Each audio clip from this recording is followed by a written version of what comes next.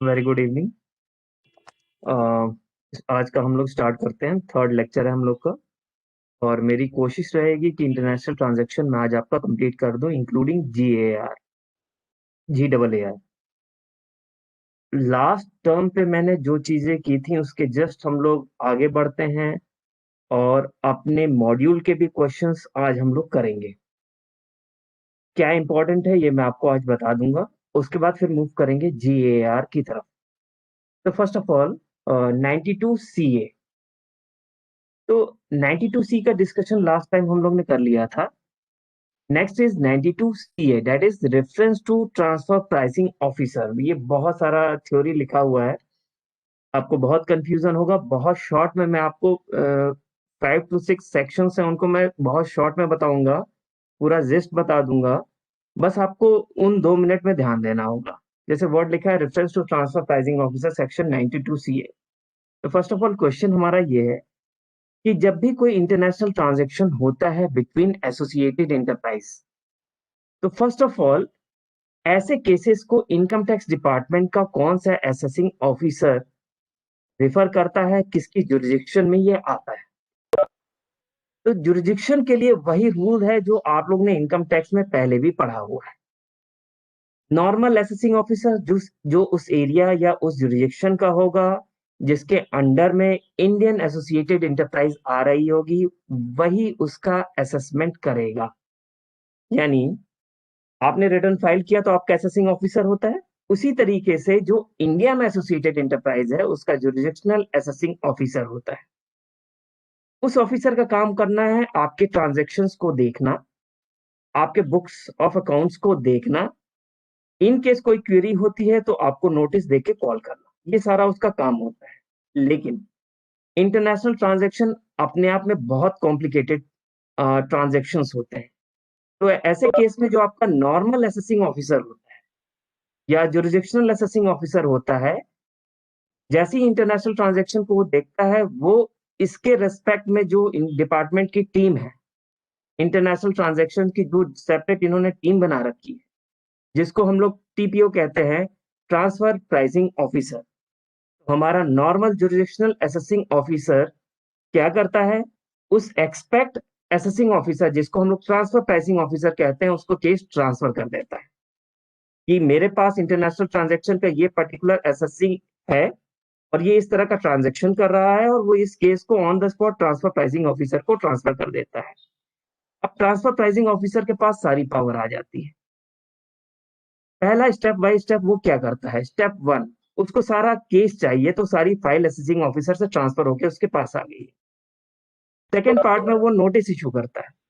Notice किसको issue करता है, एसएससी को, कि ये इंफॉर्मेशन या ये रिक्वायरमेंट आपको एक पर्टिकुलर डेट को लेकर आना है। वो सारी इंफॉर्मेशन, वो सारे रिकॉर्ड्स जब एसएससी इनके पास लेकर के आता है, तो वो क्या करता है, ट्रांजैक्शन वाइज स्क्रूटनी करता है। जो आपको मैंने आर्म्स लेंथ प्राइसिंग के वेरियस मेथड्स बताए थे, उन मेथड्स को ध्यान में रखते हुए सबका असेसमेंट करता है। एंड लेटर ऑन ये पता करता है कि ईच ट्रांजेक्शन्स में, जितने भी ट्रांजेक्शन ड्यूरिंग द ईयर हुए हैं, उसमें कहीं ऐसा तो नहीं हुआ है कि आर्म्स लेंथ प्राइस को इग्नोर करके ट्रांजेक्शन किया है। अगर ऐसा हुआ है तो उस केस में जितना भी उसने इनकम हाइड किया होता है वो उसको एड बैक करता है, ऑर्डर पास करता है। ऑर्डर को पास करने के बाद एक कॉपी एसएससी को देता है और दूसरी कॉपी असेसिंग ऑफिसर को देता है, ताकि असेसिंग ऑफिसर बाद में रिकवरी प्रोसीडिंग कर सके। तो यहां मैंने क्या देखा, trans reference to transfer pricing officer यानी असेसिंग ऑफिसर पूरा का पूरा केस रेफर कर देता है ट्रांसफर प्राइसिंग ऑफिसर को।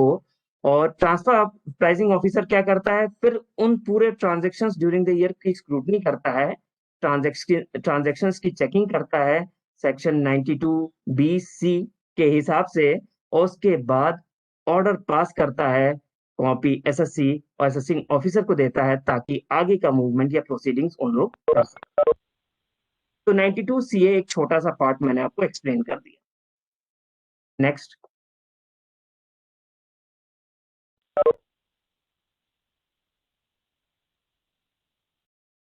5 थ्योरी है, उसके बाद मैं न्यूमेरिकल पे आऊंगा, क्योंकि ये कंप्लीट हो जाएगा देन हम लोग फाइनली मूव करेंगे तो पीछे का रिवाइज भी हो जाएगा और आगे का मूव हो जाएगा हमारा। तो नेक्स्ट पार्ट है power of board to make safe harbour rules. दो चीज आपको ध्यान रखनी है। इंटरनेशनल ट्रांजैक्शंस सेक्शन जब 1992 के बाद लिबरलाइजेशन या ग्लोबलाइजेशन की हम लोग बात करने लगे, तो जैसे लिबरलाइजेशन ग्लोबलाइजेशन की बात करने लगे हम लोग फॉरेन कंट्रीज के साथ ट्रांजैक्शंस करने लगे, हमारी इंडियन कंसर्न धीमे धीमे एक्सपोर्ट करने लगी। तो ऐसे केस में बहुत सारे ऐसे इंटरनेशनल ट्रांजैक्शन होने लगे और सबको टैप करना या चेक करना बहुत मुश्किल हो गया। तो ऐसे केस में इन्होंने कहा कि दो तरह से हम अपने लिटिगेशंस को या सर के दर्द को कम कर सकते हैं। पहला पार्ट है कुछ पर्टिकुलर इंडस्ट्री के लिए या कुछ पर्टिकुलर एंटिटीज के लिए या कुछ पर्टिकुलर ट्रांजैक्शंस के लिए रूल्स फ्रेम कर दें कि हाँ इस पर्टिकुलर सिचुएशन में आपको यही प्राइस लेना है, इसके अलावा और कोई प्राइस नहीं लेना है। यानी जो प्राइस वो मिनिमाइज या मैक्सिमाइज करता था, जो आर्म्स लेंथ प्राइस से डिफरेंट होते थे, उसके लिए उन्होंने क्या किया, उस पर्टिकुलर सिचुएशन में फिक्स कर दिया कि आपको यही प्राइस लेना है, इसके अलावा और कोई प्राइस नहीं लेना है। इसको इन्होंने बोला सेफ हार्बर रूल्स। तो बेसिकली सेफ हार्बर रूल्स आप लोग देखेंगे तो बुक्स में कहीं नहीं मिलेगा आपको। मैं एक छोटे से एग्जांपल से आपको समझाने की कोशिश करता हूं। जैसे बीपीओ इंडिया में बहुत है और आने वाले टाइम में केपीओ वगैरह भी बहुत हो जाएंगे। तो इसके लिए गवर्नमेंट ने कहा कि पहली बात तो ये इंटरनेशनल ट्रांजैक्शन है। इन्होंने साफ तौर पे कहा कि जो भी कॉस्ट आती है उसका 120%, कुछ केस में 130% तक को हम सेल प्राइस मान लेंगे, यानी प्राइस मान लेंगे, रेवेन्यू मान लेंगे। तो कॉस्ट के साथ एक परसेंटेज को ऐड किया और कहा मैं इतने प्राइस को अडॉप्ट कर लूंगा। अब उससे आप चाहे कम प्राइस चार्ज कर रहे हो चाहे ज्यादा, इससे मुझे कोई मतलब नहीं है। इस प्राइस को मैं फिक्स कर दे रहा हूँ कि कॉस्ट के ऊपर इतने परसेंटेज को आप ऐड अगर कर रहे हो तो मैं आपके खिलाफ कोई भी इंक्वायरी, कोई भी स्क्रूटनी मैं नहीं करूंगा। तो इसकी पावर कहाँ मिली बोर्ड को, central board of direct taxes को, सेक्शन 92 सी बी। नेक्स्ट है 92 सी सी। 92 सी सी में बेसिकली क्या हुआ, नाम अगर देखेंगे तो एग्रीमेंट है ये, advance pricing agreement.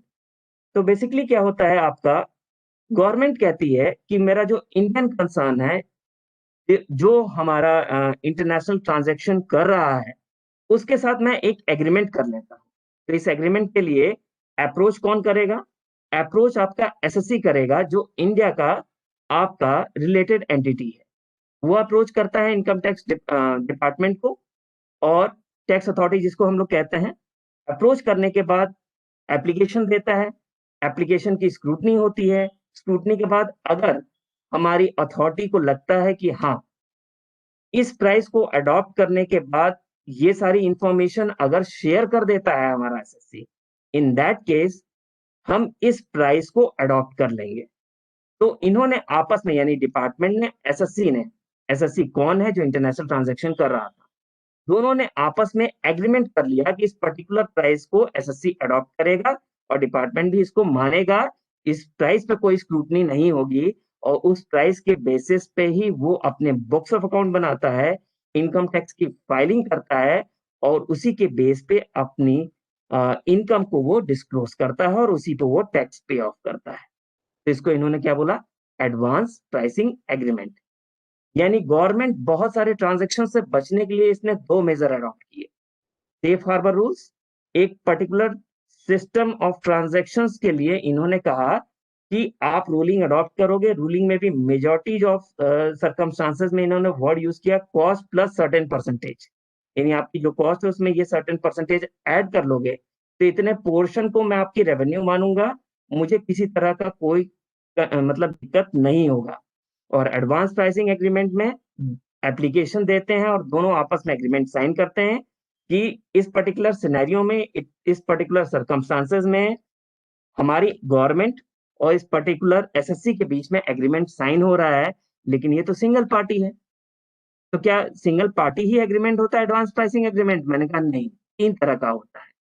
Single party मतलब हमारी इंडिया की जो इनकम टैक्स अथॉरिटी है और एसएससी जो हमारा अभी इंटरनेशनल ट्रांजैक्शन कर रहा था उसके बीच में एग्रीमेंट है, या इंडियन गवर्नमेंट, फॉरेन गवर्नमेंट और उस पर्टिकुलर एसएससी, यानी दो पार्टीज इन्वॉल्व हैं, या इंडियन गवर्नमेंट बहुत सारी कंट्रीज और वो एसएससी। यानी तीन तरह की सिचुएशन में, यानी single phase, double phase and multi phase, इन लोग एग्रीमेंट्स करते हैं। Advance pricing agreement section 92 CC से कवर होता है। नेक्स्ट, सारी थ्योरी जो मैंने आपको बताई है वही बोला है इसने।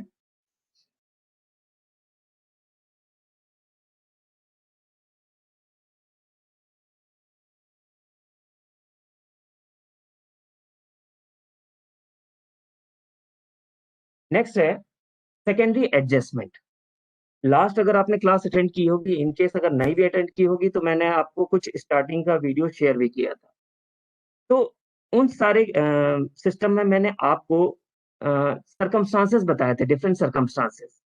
इस केस में मैंने आपको बताया था आर्म्स लेंथ प्राइस हम लोग कैसे कैलकुलेट करते हैं, और आर्म्स लेंथ प्राइस कैलकुलेट करने के बाद हमको कैसे पता चलता है कि हमारा रिलेटेड पार्टी ने कितनी इनकम को हाइड किया। ये लास्ट टाइम हमने बताया था।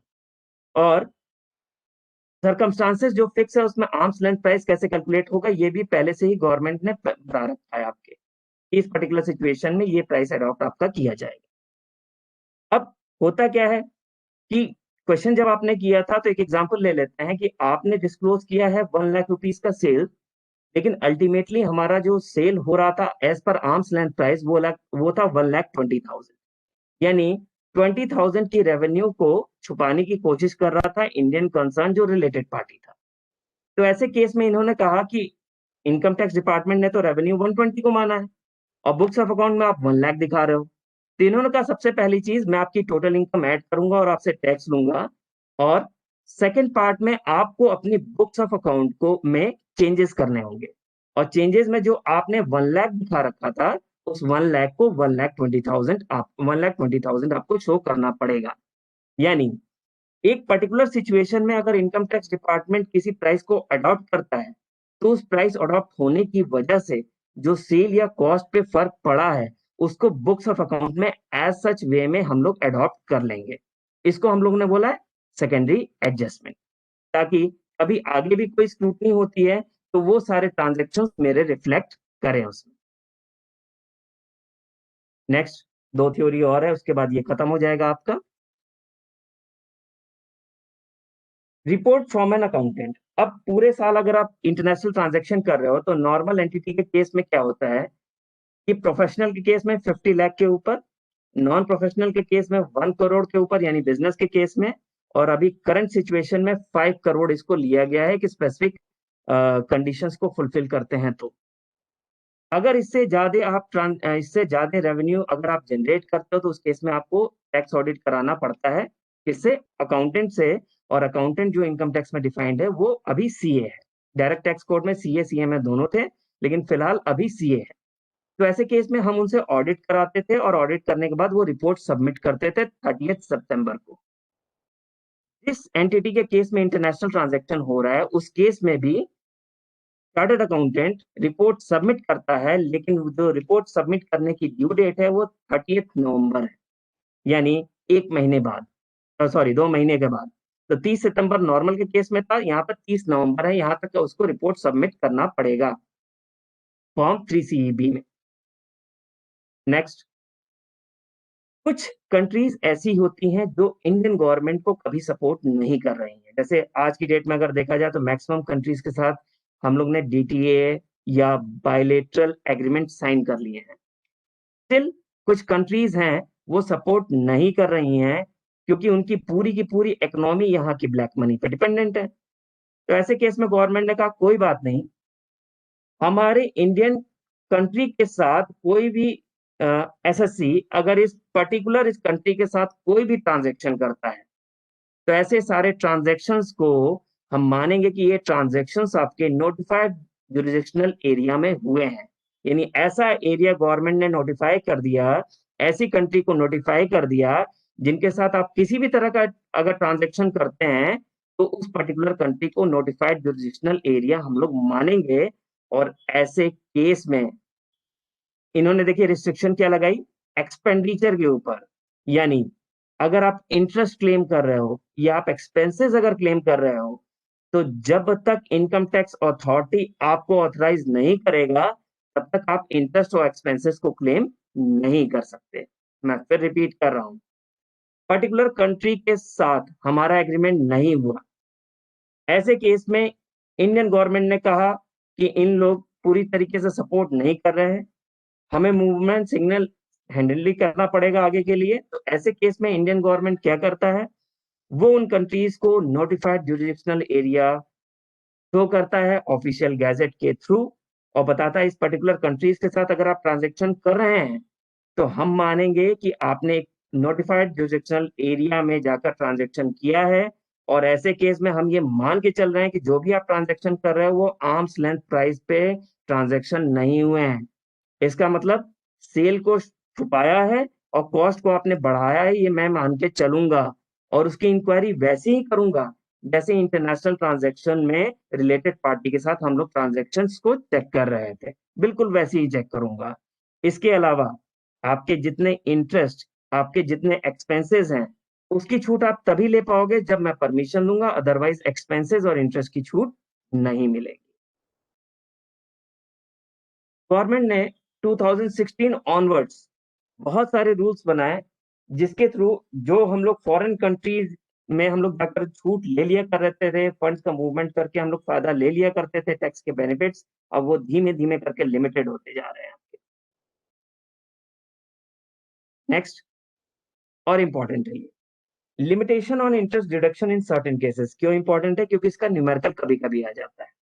तो limitation on interest deduction in certain cases, अब जरा ध्यान दीजिएगा। टैक्स प्लानिंग जब आप करते हैं तो हमेशा सोर्स ऑफ फंड की प्लानिंग पहले करते हैं, यानी पैसा आपके पास कहां से आ रहा है। तो पैसा आमतौर पर अगर देखा जाए तो मेजर फंड जो आता है या इक्विटी से आता है या डेब्ट से आता है। इक्विटी से अगर आप पैसा ले ले रहे हो तो उस केस में आपको क्या देना है, डिविडेंड। और अगर डेब्ट से पैसा ले लेते हो तो आपको क्या देना है, इंटरेस्ट। अब देखिए यहाँ पर क्या है, तो भी बड़ी अपनी कंपनीज होती हैं वो कोशिश करती हैं कि मेजॉरिटी ऑफ पैसा आपको डेब्ट से मिले। क्यों?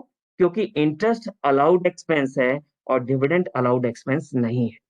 तो इस वजह से वो क्या करता है, कोशिश करता है कि उधारी फॉरेन कंट्रीज में जो हमारी एसोसिएटेड एंटिटीज हैं या अनएसोसिएटेड एंटिटीज हैं उनसे उधारी ले लें, और उधारी लेने की वजह से जो इंटरेस्ट आ रहा है वो मेरा कहीं ना कहीं टैक्स सेव करेगा।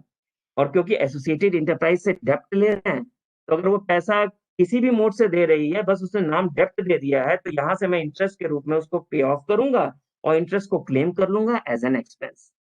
यानी वो एसोसिएटेड इंटरप्राइज के साथ मिलके भी यहाँ ट्रांजेक्शन कर सकता है। एसोसिएटेड इंटरप्राइज से क्या लेगा, डेप्ट ऑन द स्पॉट लेगा, और उसको जब इंटरेस्ट पे ऑफ करेगा तो इंटरेस्ट क्योंकि एक्सपेंस है, तो वो एक्सपेंस इंडिया में होने वाली एसोसिएटेड इंटरप्राइज की इनकम को कम कर देगा।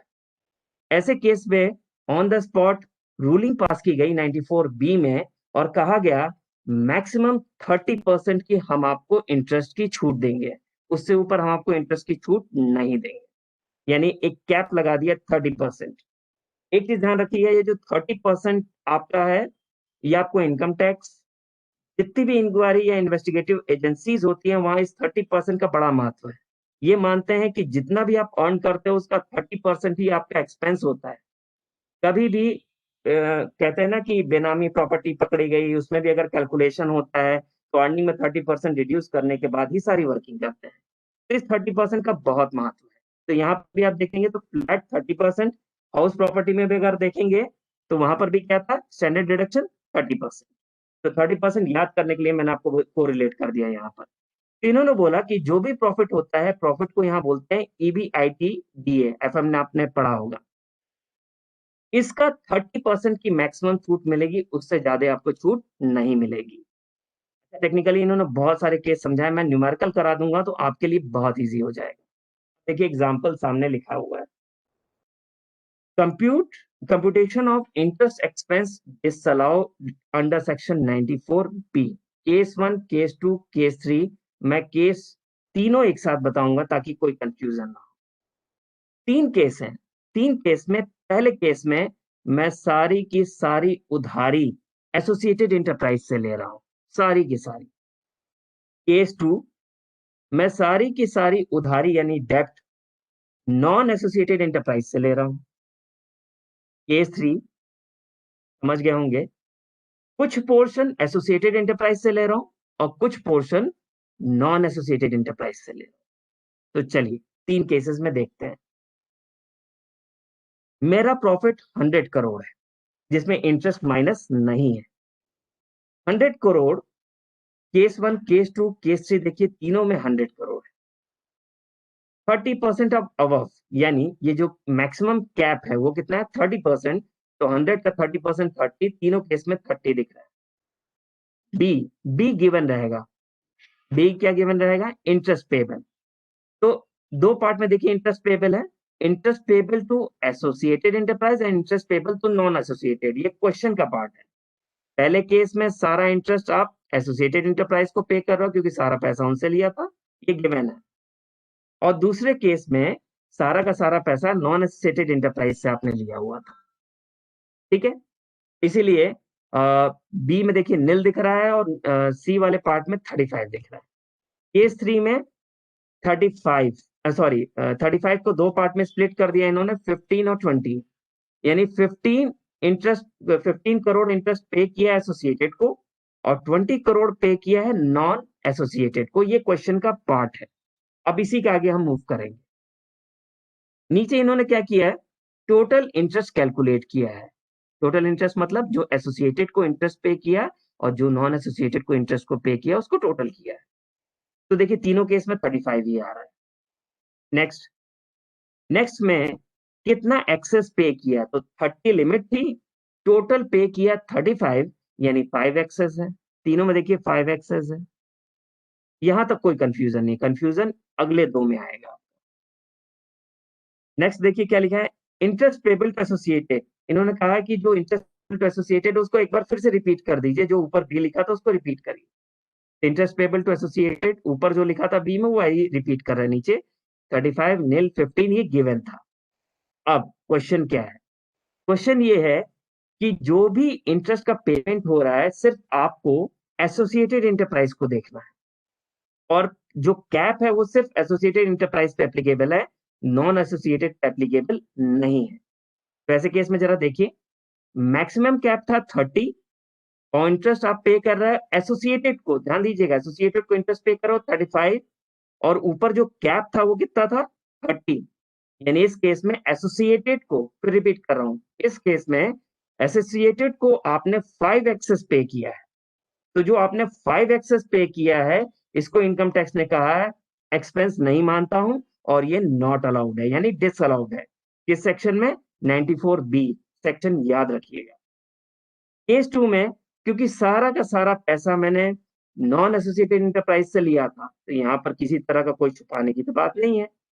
तो ऐसे केस में टोटल इंटरेस्ट पे किया है 35 और कैप है 30, लेकिन ये जो कैप 30 है ये एसोसिएटेड के लिए थी और यहाँ सारा का सारा पेमेंट तो मैंने नॉन एसोसिएटेड को किया है। तो ऐसे केस में पूरा का पूरा 35 अलाउ हो जाएगा, यानी जो 5 एक्सेस है वो अलाउड रहेगा क्योंकि वो एक्सेस पोर्शन हमारा नॉन एसोसिएटेड से रिलेटेड था, इसलिए वो अलाउ हो जाएगा।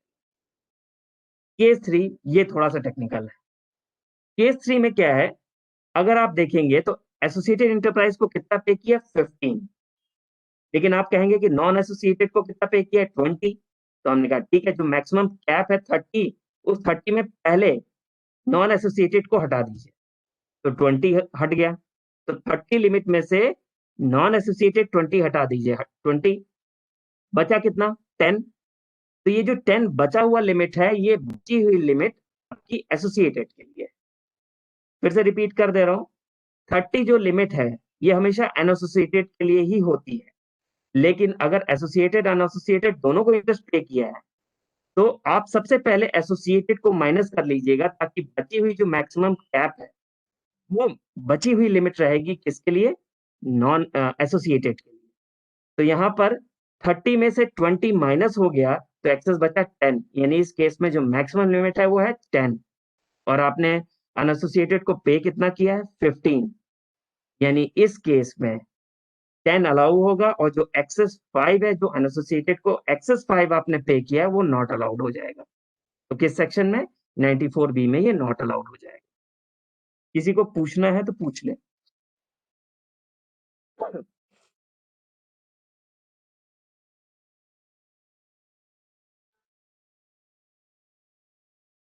फिर हम लोग आगे मूव।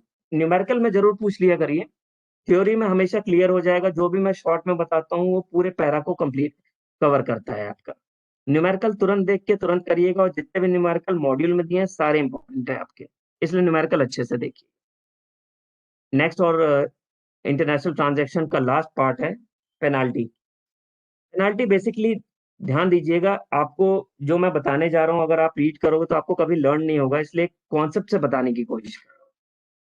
अगर हमारे ऑडिटर सीए ने रिपोर्ट सबमिट नहीं की है तो ऐसे केस में पेनल्टी 1 लाख। इसके अलावा बाकी सारे केस में, यानी रिकॉर्ड्स नहीं मेंटेन कर रहे हो, इंफॉर्मेशन मांगी जा रही है नहीं दे रहे हो, ऐसे केस में इन्होंने परसेंटेज क्राइटेरिया को यूज किया। मतलब इंटरनेशनल ट्रांजैक्शन की क्वांटिटी बेस्ड वॉल्यूम पे इन्होंने बात की और कहा जितना आप ट्रांजैक्शन करते हो उसका 2% आपको पेनल्टी पे करना होगा। मैं फिर रिपीट कर रहा हूं, अगर टाइमली फर्निश नहीं करता है टैक्स ऑडिट रिपोर्ट तो 1 लाख है। इसके अलावा आप रिकॉर्ड्स नहीं मेंटेन करते हो, आपसे इंफॉर्मेशन मांगी जा रही है, आप इंफॉर्मेशन नहीं प्रोवाइड कर रहे हो या इंफॉर्मेशन गलत प्रोवाइड कर रहे हो, तो उस केस में इन्होंने कहा जितना भी आपने इंटरनेशनल ट्रांजैक्शन किया है उस इंटरनेशनल ट्रांजैक्शन का 2% आपको पेनल्टी पे ऑफ करना है। सेक्शन याद रखिएगा, 271 ट्रिपल ए, डीए एंड जी। एक और होता है इंटरनेशनल ट्रांजैक्शन में पेनल्टी 5 लाख। उसमें कई बच्चे कंफ्यूज हो जाते हैं, 5 लाख और 1 लाख में क्या डिफरेंस है, ध्यान दीजिएगा। डिपार्टमेंट ने कहा आपको रिकॉर्ड्स इस तरह से मेंटेन करके देना है, डिपार्टमेंट ने बोला इस तरह से मेंटेन करके देना है, और आप नहीं कर रहे हो तो उस केस में पेनल्टी 5 लाख है। तो यहाँ मुझे दिख नहीं रही है लेकिन फिर भी मैंने आपको बता दिया। यानी इंटरनेशनल ट्रांजैक्शन में 3 पार्ट में पेनल्टी को रीड करेंगे, 1 लाख, 5 लाख एंड 2%। ये यहाँ पर पूरा कंप्लीट होता है। अब देखिएगा 2 पार्ट दिया है, एनेक्जर 1 एंड एनेक्जर 2। हम लोग एनेक्जर 2 पे आएंगे। क्यों एनेक्जर 2 में आएंगे? क्योंकि लास्ट टाइम जो भी हमने आर्म्स लेंथ प्राइस की कैलकुलेशन की थी वो सारी की सारी मॉड्यूल में कहां पर है, तो मैंने कहा एनेक्जर 2 इलस्ट्रेशन 7 ऑनवर्ड्स। तो देखते हैं इलस्ट्रेशन 7। बाकी ये सब भी ये नॉर्मल ट्रीटमेंट्स है। एनेक्जर 1 इजी है, ये आप कर लोगे। एनेक्जर 2 इंपॉर्टेंट भी है और एनेक्जर 2 थोड़ा टेक्निकल भी है। तो एनेक्जर 2 की बात करते हैं इलस्ट्रेशन 7 के बाद से।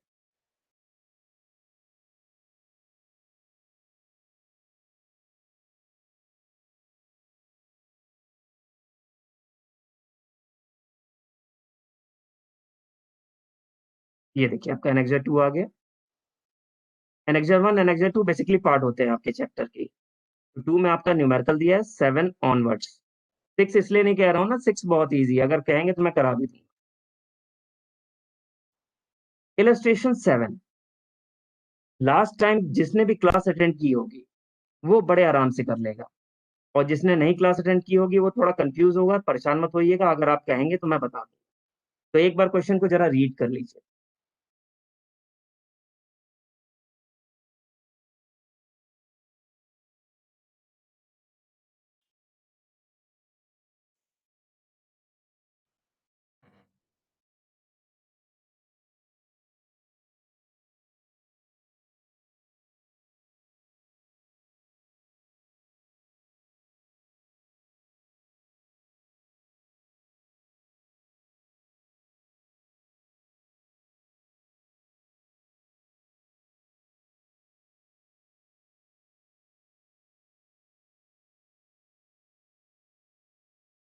लास्ट टाइम बिल्कुल as it is same question, इसी तरह का क्वेश्चन मैंने कराया है आपको। सेम मैनार्स, सेम वर्किंग, सारी चीजें थी। तो थोड़ा इन्होंने चेंज किया हुआ है। मैं चाहूंगा एक बार आप ट्राई करिए, और अगर नहीं कर पाते हैं तो मैं फिर से रिपीट करने की कोशिश करूंगा।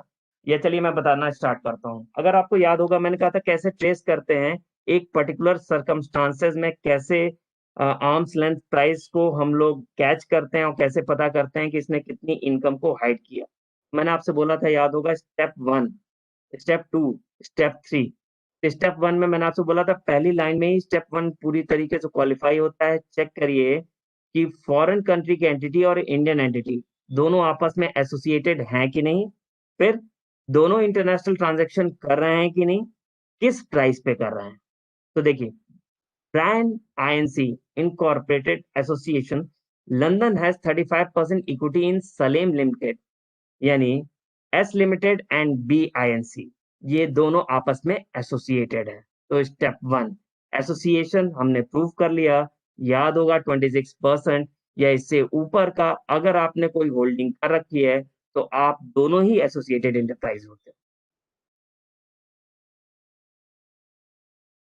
स्टेप टू, चेक करिए इंटरनेशनल ट्रांजैक्शन कर रहा है कि नहीं। तो इन्होंने बोला बिल्कुल।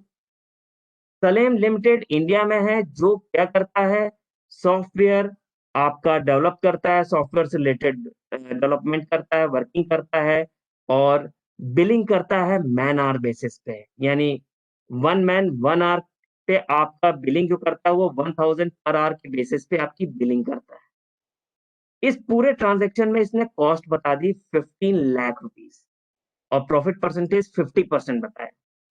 तो अगर आपको याद होगा तो मैंने एक चीज बोला था, कैसे डिसाइड करते हैं कि इस पर्टिकुलर सिचुएशन में कौन सा मेथड अप्लाई होगा। इस पर्टिकुलर सिचुएशन में अगर आप देखेंगे, कॉस्ट भी गिवन है एंड परसेंटेज भी गिवन है, यानी ग्रॉस प्रॉफिट मार्जिन मेथड आप लोग इस्तेमाल करेंगे। ठीक, कॉस्ट ग्रॉस प्रॉफिट के बेसिस पे आप वर्किंग करेंगे, यानी कॉस्ट प्लस मेथड का इस्तेमाल करेंगे।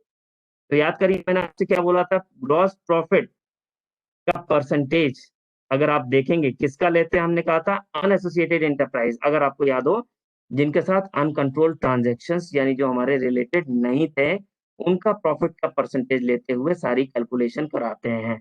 मैं फिर रिपीट कर दे रहा हूं, मुझे एक दो लोग नए दिख रहे हैं इसलिए। स्टेप वन, चेक करिए इंडियन एंटिटी कौन है, सलेम लिमिटेड इंडियन एंटिटी है। ब्रांड आईएनसी कौन है आपका, हमने कहा फॉरेन एंटिटी है। या एक काम करते हैं, मैं पीछे वाला ही क्वेश्चन निकाल लेता हूं और फिर उससे बता के देन इलस्ट्रेशन 7 कराता हूँ, क्योंकि इसमें डायग्राम नहीं है, उसमें डायग्राम आपका था।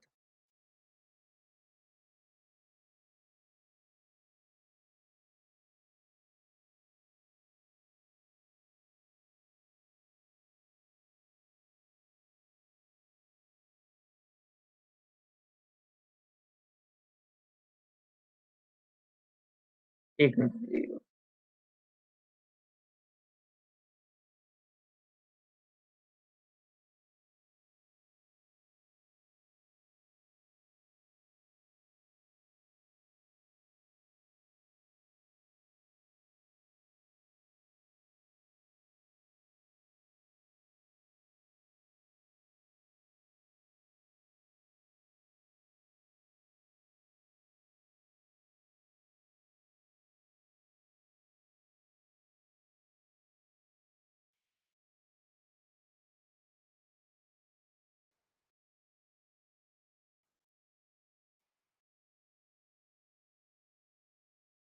मैं एक बार फिर से बता दे रहा हूँ और एनेक्जर 2 में जो सेम क्वेश्चन है वो मैं आपको कराता जाता हूँ।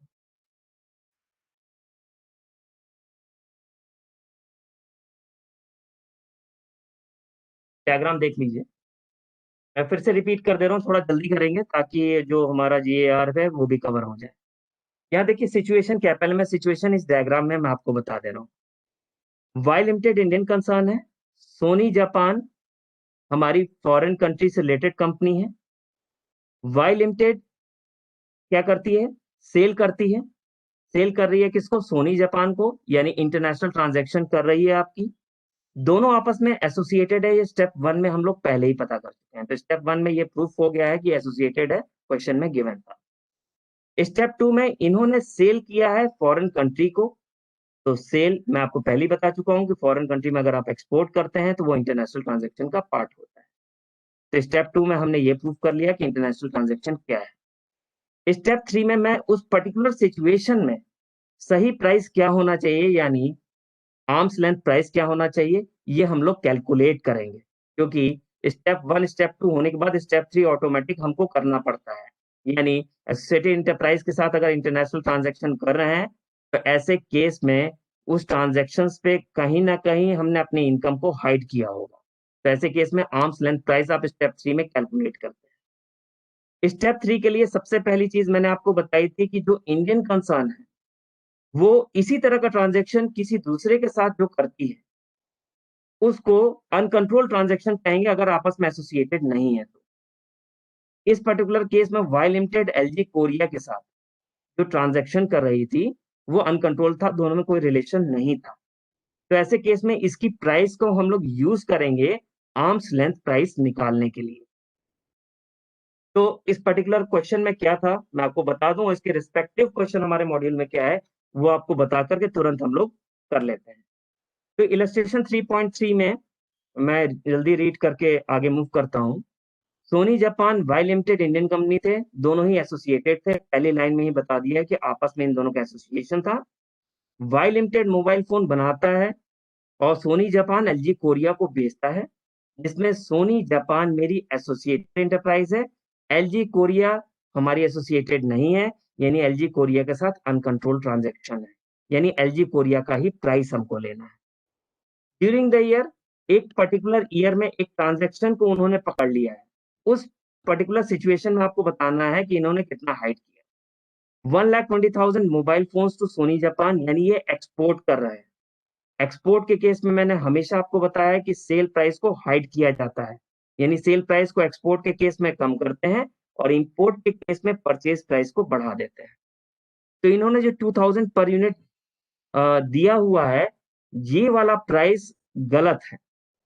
क्यों? क्योंकि एसोसिएटेड इंटरप्राइज के साथ यही कर रहा है और डिपार्टमेंट कहता है इस पर्टिकुलर सिचुएशन में ये प्राइस गलत है, 2,000 पर यूनिट। जो अनएसोसिएटेड एंटरप्राइज होता है एलजी कोरिया, उसको सेम यूनिट सेल कर रहा है लेकिन 3,200 पर यूनिट पे, यानी सेम प्रोडक्ट एक को 2,000 में दे रहा है, जिसके साथ एसोसिएटेड है यानी सेल हाइड कर रहा है, और जिसके साथ एसोसिएटेड नहीं है उसको 3,200 पर यूनिट पे सेल कर रहा है आपका, यानी 3,200 प्राइस मुझको अडॉप्ट कर लेना है। 3,200 प्राइस मैंने अडॉप्ट कर लिया, लेकिन हमें उस सर्कमस्टांसेस में उसको लेके आना है जो सोनी जापान में एग्जिस्ट करता था, यानी कि रेट का जो डिफरेंस था या जो बाकी डिफरेंसेस थे डिस्काउंट और बाकी चीजों के, उन डिफरेंसेस को हम लोग को हटा देना है। तो नीचे आप देखिए सॉल्यूशन में अगर आप देखेंगे तो मैंने जो प्राइस लिया हुआ था वो कौन सा लिया हुआ था, 3,200 का प्राइस लिया था, और इसमें एडजस्टमेंट 1, 2, 3 जो लास्ट टाइम मैंने आपको बताए थे, जो दोनों के बीच में क्या थे डिफरेंस, सिचुएशन वाइज डिफर कर रहे थे, और जो एक पर्टिकुलर सोनी के केस में हो रहे थे उन सारे सिचुएशनल इफेक्ट्स को मैंने यहाँ 300, 350 और 50 करके शो किया, और तो अल्टीमेट इसकी प्राइस आई वो आई 2,500, जो उस पर्टिकुलर सिचुएशन में आपकी आर्म्स लेंथ प्राइस थी।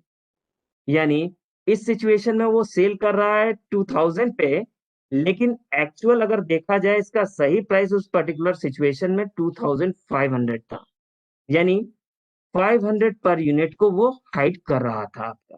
तो इस केस में 500 पर यूनिट और जितने यूनिट्स आपने सेल किए यानी 1,20,000 यूनिट्स, यानी 6 करोड़ रुपीज जो आपने हाइड किए वो आपकी टोटल इनकम में ऐड हो।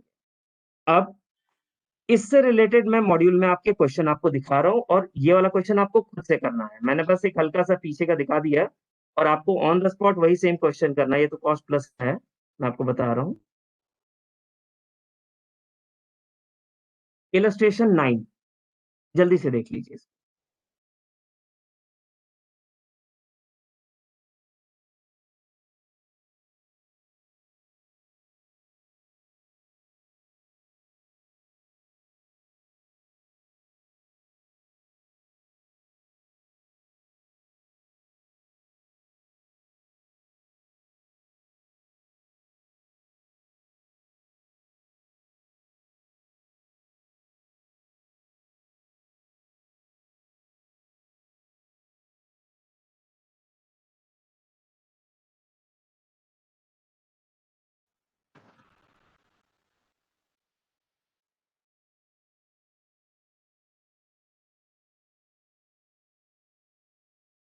नाइन्थ क्वेश्चन खुद से करिए, मेरे हिसाब से हो जाना चाहिए क्योंकि सेम क्वेश्चन है जैसा मैंने लास्ट टाइम आपको कराया था।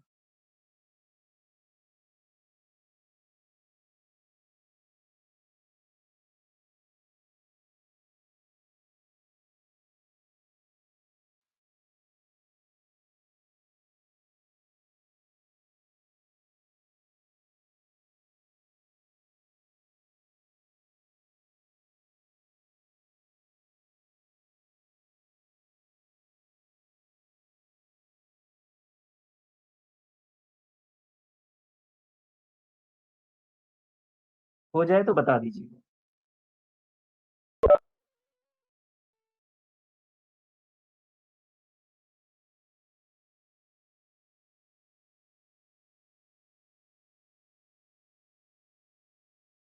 Done sir. Thank you. Illustration 9 को मार्क कर लीजिए, इंपॉर्टेंट।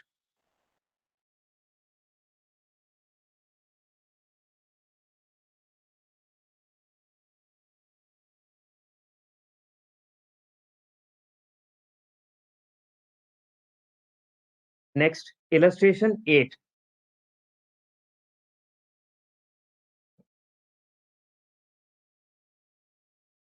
सारी सिचुएशंस लास्ट टाइम कराई हैं, किसी पर्टिकुलर क्वेश्चन में कंफ्यूजन होगी मैं तुरंत बता दूंगा।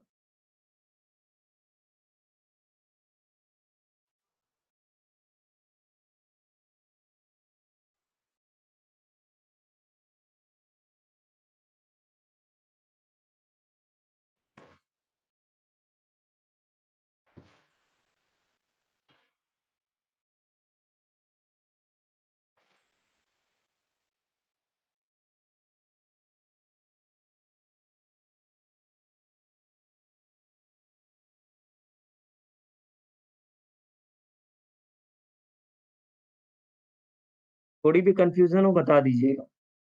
देखिए, इंपोर्ट का केस है, यहाँ परचेज प्राइस में इन्होंने इन्फ्लेट किया होगा।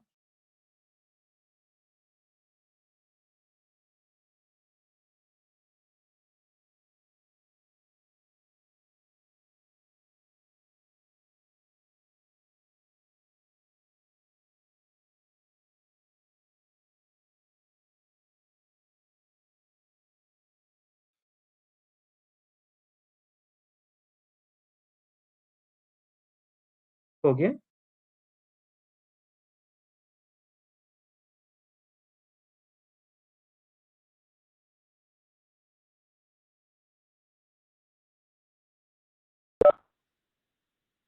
हो जाए तो बता दीजिएगा। Illustration 8।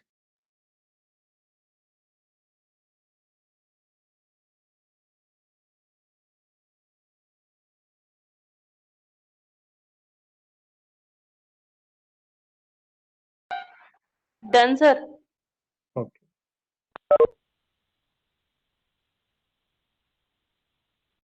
Illustration 7।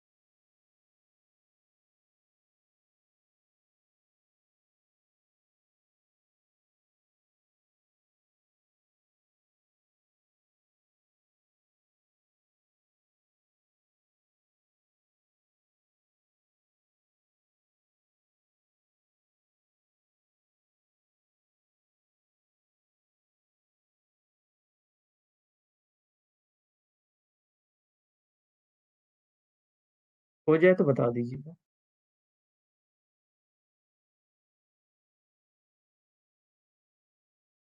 Please explain, sir. Okay. Last time same as it is question किया था हम लोग ने, और हम लोग एक जगह फंस गए थे, debt is cost of credit, जिसको मैंने बहुत एक्सप्लेन करने की कोशिश की थी। मैं फिर से रिपीट कर रहा हूँ, सारा क्वेश्चन रिपीट कर रहा हूँ। Brain INC London has 35% equity in Salim Limited. That means step 1. They both are associated enterprise. हमेशा एग्जाम में भी आपको इसी तरीके से सोच के करना है, और जैसा इन्होंने लिखा है ऐसा नहीं करना, गिवन को आपको लेके चलना है। तो 26% से ज्यादा इक्विटी है, स्टेक है, इस वजह से B limited and S limited both are associated enterprise. Next, The company S Limited is engaged in development of software and maintenance of customer across the globe, which includes brand INC. अब ये define कर रहे हैं basically Salim limited करता क्या है, तो इसका बिजनेस है सॉफ्टवेयर का डेवलपमेंट, मेंटेनेंस और उनको प्रोवाइड करना फॉरेन कंट्रीज में, इंडियन सिस्टम में। तो इसने क्या किया, अपनी एसोसिएटेड इंटरप्राइज यानी ब्रांड आईएनसी के साथ भी इंटरनेशनल ट्रांजैक्शन किया। तो स्टेप 2 हमारा पूरा कंप्लीट हो गया, यानी इसने एसोसिएटेड इंटरप्राइज के साथ इंटरनेशनल ट्रांजैक्शन किया। ये transaction on the spot TPO के पास आ गया, ट्रांसफर प्राइसिंग ऑफिसर के पास। उसने क्या किया, इस पूरी सिचुएशन में आर्म्स लेंथ प्राइस कैलकुलेट करने की कोशिश की। अब देखिए क्या लिखा है। तो आर्म्स लेंथ प्राइस कैलकुलेट करने के लिए फर्स्ट ऑफ ऑल आप यही सेम ट्रांजैक्शन दूसरे एंटिटी के साथ अगर कर रहे हैं जो हमसे रिलेटेड नहीं है, जिसको हम लोग अनकंट्रोल्ड ट्रांजैक्शन कहते हैं, तो चेक करते हैं। During the year 1920 Salim limited spent 2000 man hours for developing and maintaining a software for brand INC and billed at 1000 per hour। यानी एसोसिएटेड इंटरप्राइज की जो बिलिंग है उन्होंने की है 2000 मैन आवर, ठीक है, और रेट दिया है 1000 पर आवर। यानी ये एक्सपोर्ट है, एक्सपोर्ट के केस में सेल को हाइड करते हैं यानी कम शो करते हैं। यानी ये जो 1000 वाला प्राइस है इसको कम शो किया गया है, यानी ये जो 1000 प्राइस है यही गड़बड़ है आपका, इसको कम दिखाया गया है। अब आगे देखिए इन्होंने क्या दिया है, the cost incurred for executing maintenance work to brand INC for S limited amount to 15 lakh. यानी इस पर्टिकुलर सिचुएशन की कॉस्ट गिवन है। तो मैंने आपसे बोला था कि जब कॉस्ट गिवन हो और परसेंटेज गिवन हो तो कॉस्ट प्लस मेथड यूज करते हैं। यानी मेथोडोलॉजी भी कौन सी यूज करनी है मैंने सर्कमस्टांसेस वाइज बताई थी। तो यहाँ देखिए कॉस्ट उस पर्टिकुलर सिचुएशन की गिवन है, और आगे देखिए क्या लिखा है, सिमिलर सर्कमस्टांसेस में जो मैं अनएसोसिएटेड एंटरप्राइज के साथ ट्रांजैक्शन करता हूं उस पे 50% प्रॉफिट चार्ज करता हूं। यानी अनएसोसिएटेड एंटरप्राइज के साथ मेरा जो प्रॉफिट परसेंटेज है वो 50%, यानी मैं किसी को भी सॉफ्टवेयर प्रोवाइड करूंगा मेरा प्रॉफिट मार्जिन 50% रहेगा। कॉस्ट गिवन है एंड प्रॉफिट परसेंटेज गिवन है, तो आपको क्या करना है, आपको प्रॉफिट परसेंटेज लेकर देन नेक्स्ट स्टेप में कॉस्ट का यूज करते हुए सेल प्राइस निकालना है। कैसे, ये बता रहा हूं। नॉर्मल ग्रॉस प्रॉफिट अनकंट्रोल्ड का 50% है, इसको आपने ले लिया। देखिए आपके सॉल्यूशन में गिवन है normal gross markup in this situation is 50%, जो अनकंट्रोल ट्रांजैक्शन का था। अब हमें क्या करना है, सर्कमस्टांसेस को रीड करना है। तो मेरी और ब्रांड के बीच में यानी एस लिमिटेड और ब्रांड लिमिटेड के बीच में जो सर्कमस्टांसेस थी, उन सर्कमस्टांसेस में जो भी कॉस्ट अभी 50% में नहीं दिख रहे हैं उनको क्या करना है, एडजस्ट करना है। मैं फिर रिपीट कर रहा हूं, जिनके साथ अनकंट्रोल ट्रांजैक्शन या जो मेरे अनएसोसिएटेड है उसका प्रॉफिट परसेंट 50% तो है, लेकिन वो सेम सिचुएशन में काम नहीं कर रहा जिस सिचुएशन में बी लिमिटेड की वर्किंग हो रही है। तो ऐसे केस में उस पर्टिकुलर केस में सिचुएशन की वजह से प्रॉफिट पे क्या फर्क पड़ेगा ये आपको चेक करना पड़ेगा। तो आप देखिए third para, B gives technical support to S limited, यानी ब्रायन टेक्निकल सपोर्ट देता है एस लिमिटेड को कि कैसे ड्रॉ करना है या कैसे आप लोगों के सारी कोडिंग होनी है, which can be valued at 8% of gross profit, of gross profit। तो ग्रॉस प्रॉफिट मेरा 50% है, यानी 50 का 8% दैट इज 4%।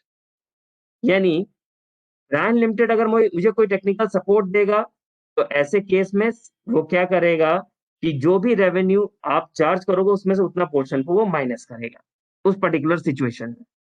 तो ग्रॉस प्रॉफिट जो 50% दिख रहा है इस पर्टिकुलर सपोर्ट की वजह से वो ग्रॉस प्रॉफिट रिड्यूस हो जाएगा। कितना रिड्यूस हो जाएगा, 50 का 8% दैट इज 4%। सॉल्यूशन में देखिए 4% हमने रिड्यूस कर दिया। यानी इस पर्टिकुलर सिचुएशन में इस सर्कमस्टांसेस के बाद मेरा यानी बी के केस का जो ग्रॉस प्रॉफिट परसेंटेज है that is 46%। Next, S limited gives credit period of 90 days. दुनिया में कोई भी चीज फ्री नहीं होती, ये मैंने लास्ट कैलकुलेशन में आपको लास्ट टाइम में बताया था, लेकिन इस केस में आप देखेंगे तो S limited gives credit period of 90 days, the cost of which is 3% of the normal billing rate which is not given to other parties. यानी इस पर्टिकुलर केस में वो सामने वाले को क्रेडिट पीरियड दे रहा है, क्रेडिट पीरियड दे रहा है तो सामने वाले को फायदा है। तो जब वो अपनी कॉस्ट को रिड्यूस कर रहा है तो अपने फायदे को ऐड भी तो करेगा। तो फायदा कितना है आपका 3%। 3% किसका? 50% का। 50 का 3% दैट मीन्स 1.5%। इसने आपके प्रॉफिट को क्या किया? इंक्रीज किया। तो जो 46% आ रहा था ऊपर वाले सर्कमस्टांसेस के बाद, उसमें 1.5% को हमने ऐड किया। तो जो इस पर्टिकुलर सिचुएशन का ग्रॉस प्रॉफिट है वो आ गया दैट इज 47.50%। यानी इस पर्टिकुलर सिचुएशन में जो ब्रांड आईएनसी के साथ है, इस केस में मेरा प्रॉफिट का परसेंटेज 47.50 होगा। अब 47.50 प्रॉफिट है तो कॉस्ट है 52.50। इसको लिख लीजिएगा, 100 से माइनस कर दीजिएगा तो कॉस्ट आ जाएगी आपकी 52.50। आपकी कॉस्ट आ गई। और आप सभी लोग कैपिटलाइजेशन जानते हैं। और सिंपल वर्ड्स में अगर मैं कहूं तो कॉस्ट मेरा 15 लाख है, तो कॉस्ट को कॉस्ट परसेंटेज से डिवाइड कर देंगे तो सेल वैल्यू आ जाएगी आपकी। तो 15 लाख कॉस्ट है, कॉस्ट परसेंटेज मेरा कितना है? 52.5। तो 15 लाख डिवाइडेड बाय 52.5, और ये हमारा सेल प्राइस कितना आ गया? 28,57,143। ये मेरा सेल प्राइस आया उस पर्टिकुलर सिचुएशन का। यानी जो मेरी कैलकुलेशन थी कि इस पर्टिकुलर सिचुएशन में जो 2000 की बिलिंग की है, ये इन्होंने कम बिलिंग की है, वो यहाँ प्रूफ हो जाता है। कैसे? 1000 पर मैन आवर इंटू 2000 आवर्स आप करोगे तो 20 लाख रुपीज आएगी। यानी बिलिंग 20 लाख की है, लेकिन उस पर्टिकुलर सिचुएशन में 28,57,143 की आर्म्स लेंथ प्राइस, यानी सर्कमस्टांसेस बेस्ड जो प्राइस आई थी वो 28,57,143 थी। आपने अपने रेवेन्यू को कितना हाइड किया? 8,57,143। काफी बच्चों ने अभी ज्वाइन किया है तो मैं इसके आगे के प्रोसेस आपको बता दे रहा हूँ। जैसे ही टोटल इनकम आपकी एक्स्ट्रा आती है, नेक्स्ट स्टेप आपका जो होता है वो ये होता है कि 28,57,143 को आप अपने बुक्स ऑफ अकाउंट में सेल रिकॉर्ड करेंगे। जो आप 20 लैक्स को रिकॉर्ड कर रहे थे, अब उस 20 लैक्स की जगह 28,57,143 रिकॉर्ड करोगे, और सामने वाली पार्टी इसको कॉस्ट रिकॉर्ड करेगी। जो आपका सेल है वो सामने वाले के लिए कॉस्ट। तो दोनों अपने बुक्स ऑफ अकाउंट में 20 लैक्स की जगह 28,57,143 लिखेंगे, जिसको हम लोग सेकेंडरी एडजस्टमेंट कहते हैं। इसके बाद नेक्स्ट स्टेप, जो हमारा नॉर्मल असेसिंग ऑफिसर है, उसने इस पूरे सर्कमस्टांसेस की एनालिसिस वो नहीं कर सकता, तो उसने इस केस को ट्रांसफर कर दिया था ट्रांसफर प्राइसिंग ऑफिसर को। ट्रांसफर प्राइसिंग ऑफिसर ने आपको नोटिस देके सर्कमस्टांसेस से रिलेटेड सारी चीजें अपने पास मंगा ली थी एंड स्क्रूटनी की। यानी जो ये आप वर्किंग कर रहे हैं बेसिकली ट्रांसफर प्राइसिंग ऑफिसर की वर्किंग कर रहे हैं। तो उसने वर्किंग कर ली। वर्किंग करने के बाद ऑर्डर पास किया कि 857,143 आपकी टोटल इनकम में ऐड होगा। असेसिंग ऑफिसर को इंटीमेट किया। असेसिंग ऑफिसर ने इस टोटल इनकम को ऐड किया आपकी इनकम में, और टैक्स और इंटरेस्ट आपसे ले लिया। तो नेक्स्ट स्टेप में असेसिंग ऑफिसर आपकी ये वर्किंग करता है। अभी कुछ लोग आए तो 2 पॉइंट और बता दे रहा हूँ। ये इस तरह की सिचुएशन की कैलकुलेशन आप करोगे तो करते रह जाओगे, क्योंकि ऐसी ट्रांजैक्शन करोड़ों होती है, लाखों नहीं होती, करोड़ों होती है इंडिया में। तो ऐसे केस में गवर्नमेंट ने कहा, 2 सर्कमस्टांसेस मैं आपको बता दे रहा हूँ, safe harbour rules and advance pricing agreement. Safe harbour rules में वो सीधे बोलता है कि आपकी कॉस्ट जो भी है उस कॉस्ट पे एक रिस्पेक्टिव परसेंटेज, मान लेते हैं 120%, इन्होंने डिफाइन कर दिया। तो उन्होंने साफ बोला कि कॉस्ट का इतना परसेंटेज अगर आप प्राइस डिसाइड कर लेते हो तो मुझे कोई प्रॉब्लम नहीं है। डिपार्टमेंट ने बोला उसी बेस पे आप अपना सेल रिकॉर्ड करो, अकाउंटिंग करो, मैं स्क्रूटनी आपकी कभी नहीं करूंगा। इसके लिए इन्होंने सेफ हार्बर रूल्स बना दिए। नेक्स्ट, जिनके लिए सेफ हार्बर रूल्स नहीं है वो क्या करें? वो क्या करेंगे? एप्लीकेशन सेंड करेंगे कि मेरे पास एडवांस प्राइसिंग एग्रीमेंट, यानी जो मैं ट्रांजैक्शन करने जा रहा हूं उसका सेल और कॉस्ट मैं पहले से ही फिक्स कर दे रहा हूं, और इसके लिए मैं सारी इंफॉर्मेशन गवर्नमेंट को सारा डिक्लेरेशन दे रहा हूं, सारी इंफॉर्मेशन सबमिट कर रहा हूं। इस पर्टिकुलर सिचुएशन में मेरा ये प्राइस है। अगर इस प्राइस को अडॉप्ट कर लेती है हमारी इनकम टैक्स डिपार्टमेंट, तो ये particular price advance pricing agreement कहलाएगा। और नेक्स्ट 5 इयर्स तक, या नोटिस जो भी उन्होंने एग्रीमेंट में पीरियड दिया है, उस समय तक इसी प्राइस को ही अडॉप्ट किया जाएगा। यानी ट्रांजैक्शन वाइज आप जो एक एक कैलकुलेशन कर रहे थे, दो पर्टिकुलर सिचुएशन यानी सेफ हार्बर रूल्स और एडवांस प्राइसिंग एग्रीमेंट में आप इससे बच सकते हैं। आप पहले से ही चीजों को फिक्स कर सकते हैं और लिटिगेशन में जाने से बच सकते हैं। नेक्स्ट, इलस्ट्रेशन 6 रीड कर लीजिएगा क्योंकि ये मैंने आपको नहीं बताया है। वेरिएशन, इसलिए मैंने 7 8 9 आपसे कहा था कि ये अभी करना है, 6 मुझे बताना है, ये मैंने नहीं बताया। सिर्फ क्वेश्चन रीड करिएगा, मैं पूरी सिचुएशन बताने के बाद क्वेश्चन कराऊंगा।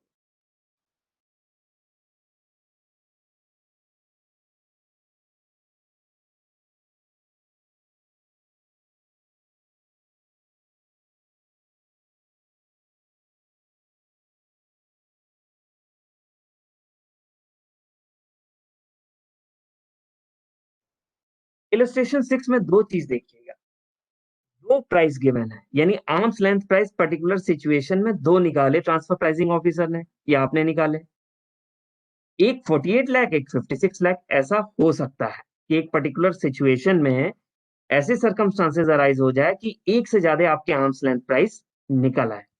और ये जो मेथड्स मैंने आपको बताया, इसको मोस्ट अप्रोप्रिएट इसमें से मेथड आपको चूज करना है, तो 48 और 56 में कैसे डिटरमाइन करें।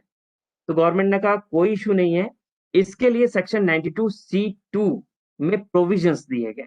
और क्या प्रोविजन दिए गए, स्टेप वाइज अगर नोट करना हो तो नोट कर लीजिएगा, मैं आपको बताते जा रहा हूँ। स्टेप 1 कहा कि जितनी भी प्राइस है सबका एवरेज निकाल लो, जिसको अर्थमेटिक मीन इन्होंने कहा। यानी जितने भी प्राइसेस गिवन है उनका मीन निकाल लीजिए, एवरेज निकाल लीजिए, जिसको अर्थमेटिक मीन कहा। तो तीन प्राइस होते हैं तो तीनों को ऐड करके डिवाइड बाई 3, दो प्राइसेस हैं तो दोनों को ऐड करके डिवाइड बाई 2। चेक कर लीजिए सॉल्यूशन में।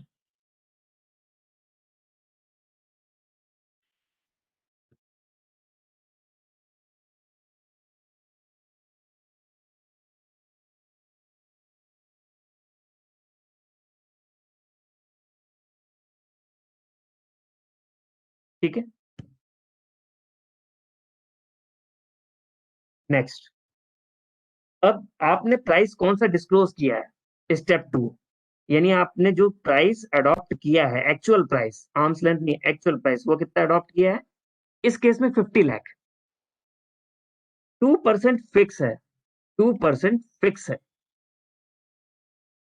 तो 50 लाख का 2% कैलकुलेट कर लीजिए, स्टेप 2 है। तो जो भी हमारी इंटरनेशनल ट्रांजेक्शन की प्राइस है उसका 2% फिक्स है, उसको कैलकुलेट कर लीजिए, 1 लाख।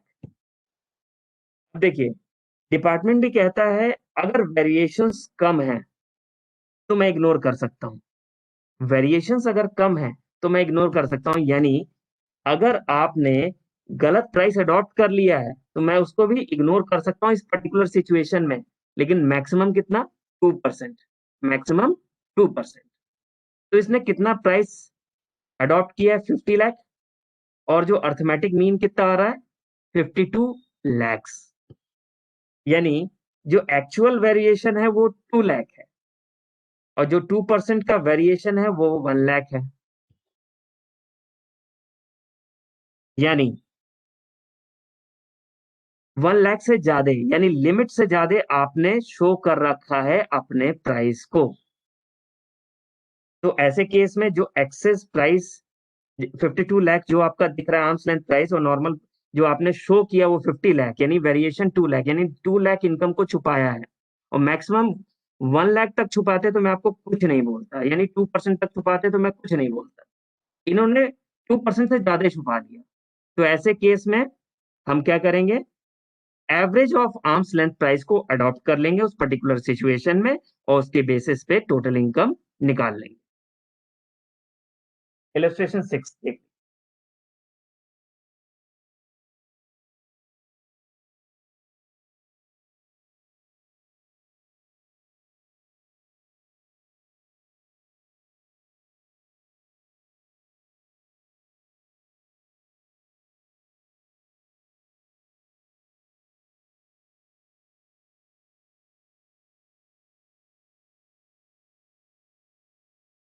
हो जाए तो बता दीजिए।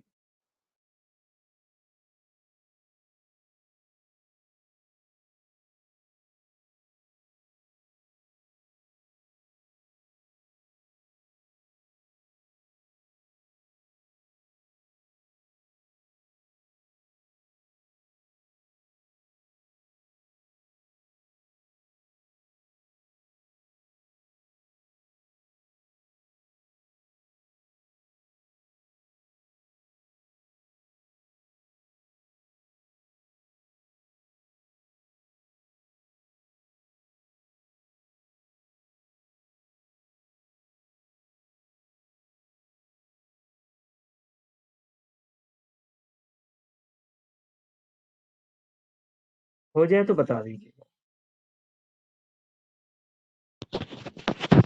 सर ये नोट क्यों दिया है नीचे? वो नोट इसीलिए दिया है, देखिए मैंने आपको, जैसे ही मैं, अगर आपने ध्यान दिया होगा, मैंने क्वेश्चन कराते वक्त दो चीजें बताई थी। इतनी सारी लिटिगेशंस जो हो रही हैं, यानी कैलकुलेशंस, वर्किंग, इससे बचने के लिए आप क्या कर सकते हो? तो मैंने आपसे दो चीजें बोली थी, पहले ही जाके एप्लीकेशन दे दो, एडवांस प्राइसिंग एग्रीमेंट कर दो। दूसरा, सेफ हार्बर रूल्स में अगर आप आते हो तो उसको ऑप्ट कर लो। इससे क्या हो जाएगा, इतनी कैलकुलेशन करने की जरूरत ही नहीं होगी। आप तो वही प्राइस 52 लाख जैसे एडवांस प्राइसिंग एग्रीमेंट में हमने अडॉप्ट कर लिया, गवर्नमेंट ने हाँ कह दी। तो ये सब करने की तो कोई जरूरत ही नहीं थी, क्योंकि गवर्नमेंट भी उसको अडॉप्ट कर चुका है। इसीलिए हर नोट में, यही नहीं, हर नोट में आपको ये लिखना पड़ेगा, हर कैलकुलेशन में।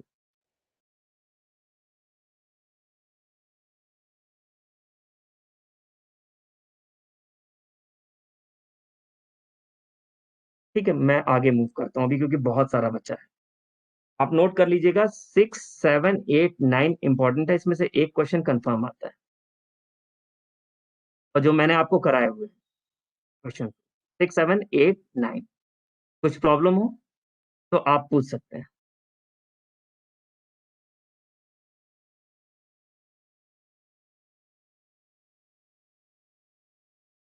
इसके बाद 13, 14 इजी हैं। अगर आपने मेरी क्लास अटेंड की है लास्ट की, तो सारी चीजें मैं ऑलरेडी करा चुका हूँ। इसको एक बार आप कर लीजिएगा। कोई भी प्रॉब्लम हो, आप मुझे पर्सनली मैसेज भी कर सकते हैं, व्हाट्सएप भी कर सकते हैं, मैं आपको बता, खाली रहूंगा तो मैं बता दूंगा। तो इसको नेक्स्ट टाइम एनेक्जर 1, एनेक्जर 2 आप कर लेंगे। मॉड्यूल पूरी अच्छे तरीके से इंटरनेशनल ट्रांजैक्शन के लिए करेंगे, अच्छे से सारी चीज रीड, सारे क्वेश्चंस करेंगे। नेक्स्ट जो हमारा आज का टॉपिक है, वो है GAAR। एक मिनट में,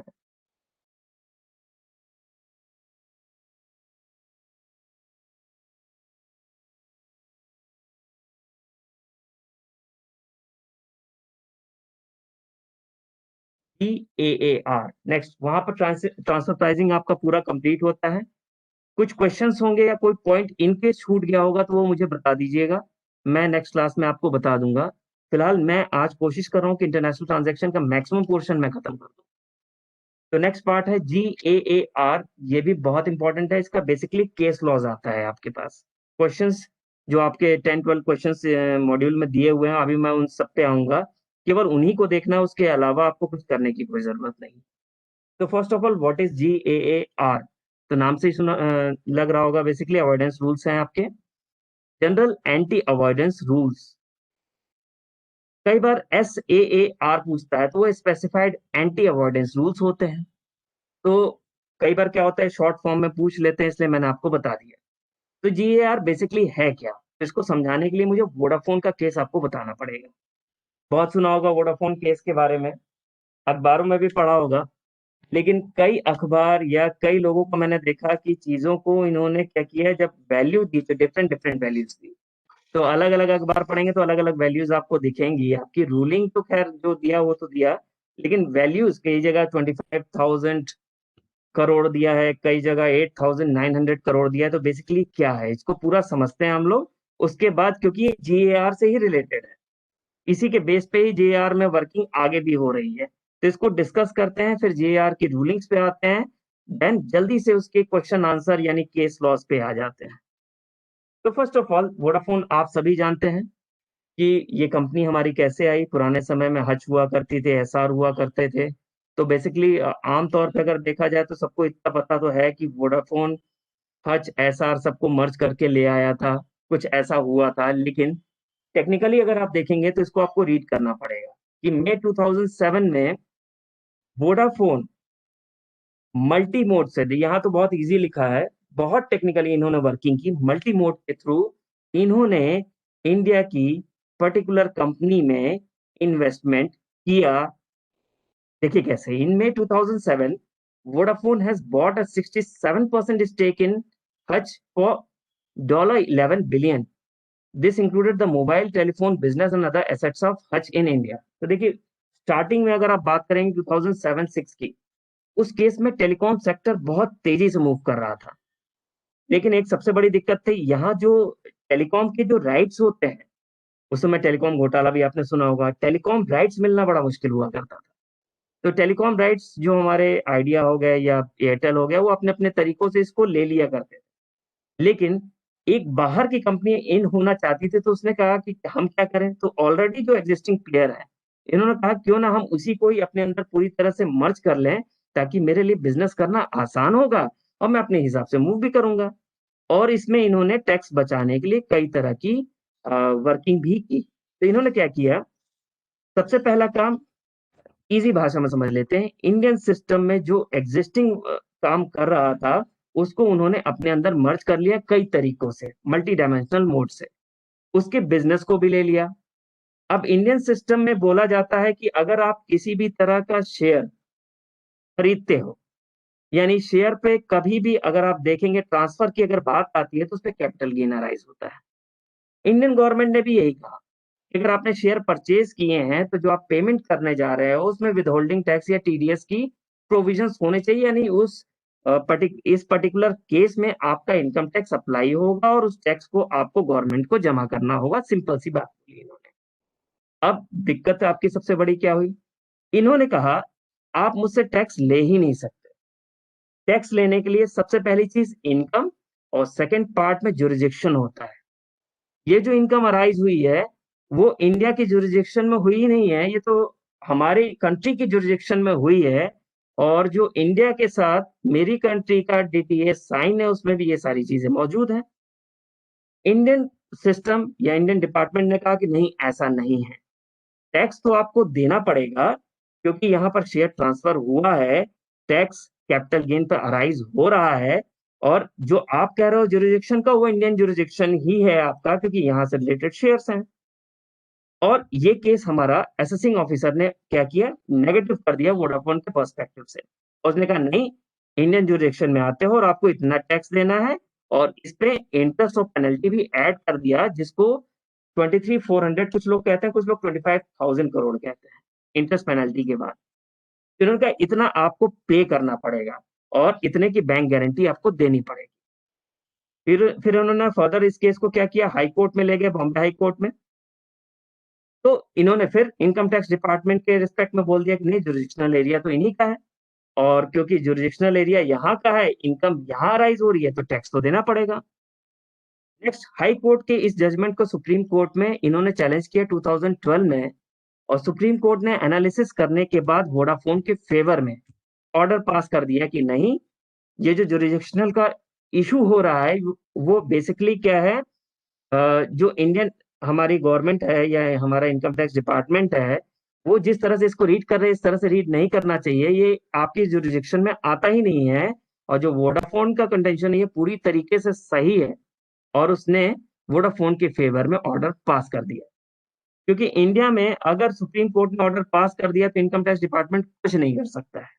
तो ऐसे केस में उसके पास सिर्फ एक ही चीज बची थी, अगर वो अमेंडमेंट कर दे रिट्रोस्पेक्टिव से। तो इन्होंने देखिए नेक्स्ट पार्ट में क्या किया, सुप्रीम कोर्ट के डिसीजन के बाद देखिए हुआ क्या। सुप्रीम कोर्ट के जजमेंट में ये किया गया कि transfer of share in CGP did not result in transfer of capital gain situated in India, and gains from such transfer could not be subject to income tax. यानी supreme court ने साफ कहा, ये जो शेयर ट्रांसफर की बात हो रही है और जिसपे टैक्स की बात हो रही है, उसमें इंडिया में टैक्स लग ही नहीं सकता है। तो जितना टैक्स इनकम टैक्स डिपार्टमेंट ने लिया है, उसको 4% इंटरेस्ट के साथ वापस कर दे। अब यहाँ गवर्नमेंट, क्योंकि बहुत बड़ी बात थी और इज्जत की भी बात आ गई थी, तो गवर्नमेंट ने on the spot income tax act को रिट्रोस्पेक्टिव इफेक्ट से चेंज कर दिया और कहा कि इस पर्टिकुलर सर्कमस्टांसेस में इस पर्टिकुलर सर्कमस्टांसेस, इस पर्टिकुलर सिचुएशन में इंडिया का जुरिडिक्शन मानते हुए टैक्स लगाया जाएगा और माना जाएगा कि यहाँ पर आप टैक्स छुपाने या चोरी करने की कोशिश कर रहे थे और चेंज कर दिया, और जैसे ही चेंज किया तो मजबूरन इनके ऊपर टैक्स लायबिलिटी हो गई। तो इन्होंने कहा कि नहीं, अब इसको इंटरनेशनल कोर्ट में मैं इसको आगे परस्यू करूंगा। तो नेक्स्ट इन्होंने क्या किया, इंटरनेशनल आर्बिट्रेशन जब हुआ तो इंटरनेशनल आर्बिट्रेशन ने भी यही साफ बोला कि जिस तरह का जजमेंट पास हुआ वो बिल्कुल सही था, लेकिन जो गवर्नमेंट ऑफ इंडिया ने जो रेट्रोस्पेक्टिव इफेक्ट दिया वो फेयर एंड इक्विटेबल बेसिस पे नहीं है, वो सही नहीं है। और इससे रिलेटेड ऑलरेडी वोडाफोन जिस कंट्री से बिलोंग करता था उस कंट्री के साथ इंडिया का डीटीए में काफी चीजें मेंशन है। तो आप सारा टैक्स वापस करेंगे जैसा सुप्रीम कोर्ट ने कहा है। इसके अलावा जो लीगल एक्सपेंसेस वोडाफोन के हुए हैं, दैट इज 5.47 मिलियन, वो भी लीगल कॉस्ट की भरपाई हमारा इनकम टैक्स डिपार्टमेंट करेगा। तो ये पोजीशन थी वोडाफोन का।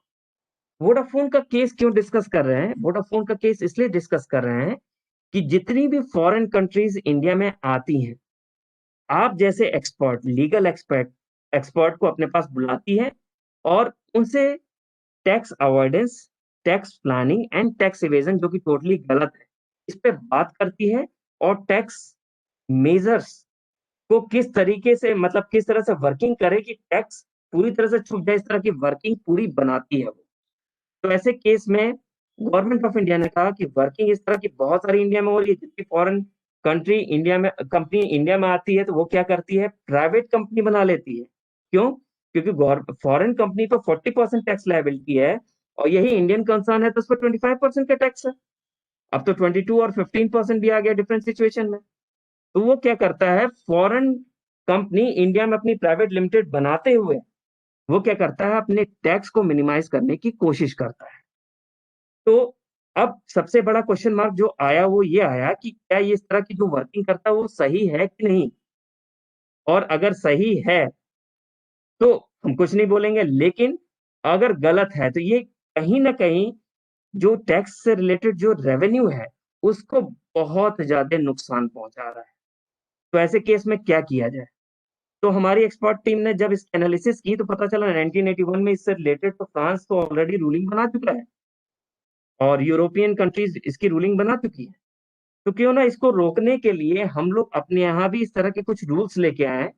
तो 1 अप्रैल 2017 में आपके जीईआर से रिलेटेड रूल्स स्पेसिफाई किए गए और बताया गया कि एक पर्टिकुलर सिचुएशन में अगर कोई वर्किंग कर रहा है और टैक्स छुपाने की कोशिश कर रहा है तो ऐसे केस में इनकम टैक्स डिपार्टमेंट क्या करेगा। जैसे पीछे हमने पढ़ा, तो पीछे हम क्या कर रहे थे, जहां भी टैक्स छुपाने की कोशिश की जा रही थी वहां आर्म्स लेंथ प्राइस कैलकुलेट करके उसकी टोटल इनकम निकाल लेते थे, कितना उसने मिनिमाइज किया है और उस इनकम पर उससे टैक्स ले लेते थे। लेकिन इस पर्टिकुलर सिचुएशन में जो पीछे वाले यानी ट्रांसफर प्राइसिंग में जो चीजें कवर नहीं है, जो चीजें डीटीए में कवर नहीं है, और लोग क्या कर रहे हैं उसका यूटिलाइजेशन करते हुए टैक्स की रेवेन्यू की अच्छी खासी चपत लगा रहे हैं। तो ऐसे केस में हम क्या करें? तो इसी के लिए GAAR आया। तो इसको समझने के लिए 4 पॉइंट्स में डिस्कशन करेंगे, डायरेक्टली क्वेश्चन पे आ जाएंगे क्योंकि मुझे नहीं लगता थ्योरी से आपको टोटल समझ में आएगा, तो मुझे डायरेक्ट सिचुएशन पे आकर आपको समझाना पड़ेगा। तो नेक्स्ट पार्ट लेके जल्दी से हम लोग क्वेश्चंस पे आते हैं आपका। देखिए सामने लिखा है impermissible avoidance arrangement, section 96। Section 96 learn कर लीजिएगा, सेक्शन 96 एंड सेक्शन 97 जेआर में ये दो सेक्शन बहुत इंपॉर्टेंट। इन्होंने एक वर्ड बोला, अगर कोई भी कंसर्न किसी तरह का कोई अरेंजमेंट ऐसा करती है जिसकी वजह से उसको टैक्स बेनिफिट मिलता है और इनकम टैक्स डिपार्टमेंट को लॉस होता है, तो ऐसे सारे ट्रांजैक्शन GAAR में फॉल करेंगे। और GAR में जैसे ही फॉल करेगा तो उस सिचुएशन में कैसे इनकम और टैक्स कैलकुलेट करनी है वो डिफाइन पहले से किया जा चुका है और उसके थ्रू इनकम और टैक्स का कैलकुलेशन होगा। तो देखिए इन्होंने पहला वर्ड क्या बोला है, इम्परमिसिबल अवॉइडेंस एग्रीमेंट। ऐसे एग्रीमेंट जो परमिसिबल नहीं है, जो कहीं ना कहीं टैक्स को छुपाने के लिए एग्रीमेंट्स किए गए हैं, यानी ऐसे एग्रीमेंट जिसमें सही मायने में रियलिटी में अगर देखा जाए तो ट्रांजैक्शन हो नहीं रहा है, सिर्फ आप टैक्स छुपाने की कोशिश करते हो। जैसे एक छोटा सा एग्जांपल देता हूँ, मार्च में मुझे पता चलता है मेरी 20 करोड़ का प्रॉफिट आ रहा है। तो आपने देखा होगा सबसे ज्यादा घपले मार्च में होते हैं। मार्च में वो क्या करेगा, एक एक्स वाई जेड कंपनी बना लेगा, एक्स वाई जेड कंपनी से इनवॉइस रेज करा लेगा कि इसने ये पर्टिकुलर काम किया, उस इनवॉइस के रिस्पेक्ट में उसको पेमेंट करेगा। तो 20 करोड़ प्रॉफिट है, तो मैंने मान लीजिए 3 एंटिटी बना लिया और 3 एंटिटी में 666 करोड़ का मैंने पेमेंट दिखा दिया। तो यहाँ पर 18 करोड़ यहाँ पर लेस हो गया, यानी 2 करोड़ पे ही इनको टैक्स देना था, और बाकी 666 करोड़ जो उनके पास था, उन्होंने अपने रेस्पेक्टिव एक्सपेंसेस बनाए और कम टैक्स देते हुए क्लोज कर दिया सारे ट्रांजेक्शन। यानी इस केस में जो 3 एंटिटी बनाई गई थी, इनका मकसद ही फ्रॉडलेंट था, इनका मकसद ही था टैक्स चुराना या छुपाना। यानी इस तरह की अगर कोई भी चीज होती है तो इसको हम बोलेंगे इम्परमिसिबल अवॉइडेंस अरेंजमेंट। तो कैसे पता करेंगे? पहली चीज, जो भी हमारा इनकम टैक्स एक्ट है इसका मिसयूज किया। दूसरी चीज, यहां उस पर्टिकुलर एंटिटी के साथ कोई भी आप बिजनेस नहीं कर रहे थे, यानी लैक ऑफ कॉमर्शियल सब्सटेंस, यानी कॉमर्शली वो वायबल ट्रांजैक्शन नहीं था, यानी वो होना ही नहीं था, आपने ऐसे ही दिखा रखा है, और इसका एक ही मकसद है टैक्स की चोरी करना। तो इन्होंने कहा ऐसे केस में अगर ये नॉर्मल इनकम टैक्स की रूलिंग में कवर नहीं हो रहे हैं, ये मैं एक्ट से अलग बता रहा हूं, नॉर्मल इनकम टैक्स की रूलिंग में कवर नहीं हो रहे हैं और ट्रांसफर प्राइसिंग में ये कवर नहीं हो रहे हैं, तो ऐसे केस में ऐसे केस में जीएआर की रूलिंग इनके ऊपर अडॉप्ट की जाएगी। हम कैसे पता करें कि ऐसे कौन से केसेस हैं, मैंने कहा वो डिस्कस करके बताऊंगा, क्योंकि अभी भी डिपार्टमेंट में बहुत कंफ्यूजन है, बहुत सारी लिटिगेशन है, लेकिन मैं कंफ्यूज नहीं करना चाहता। मैं 1 to 1 आपको डिस्कस करके सारे पॉइंट बता दूंगा विद केस लॉस।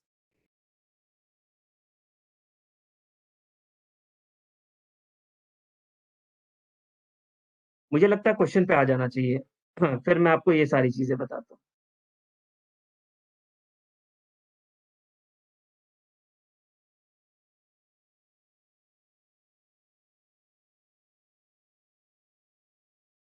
क्वेश्चंस में ही मैं डिस्कस करते हुए बताता रहूँ।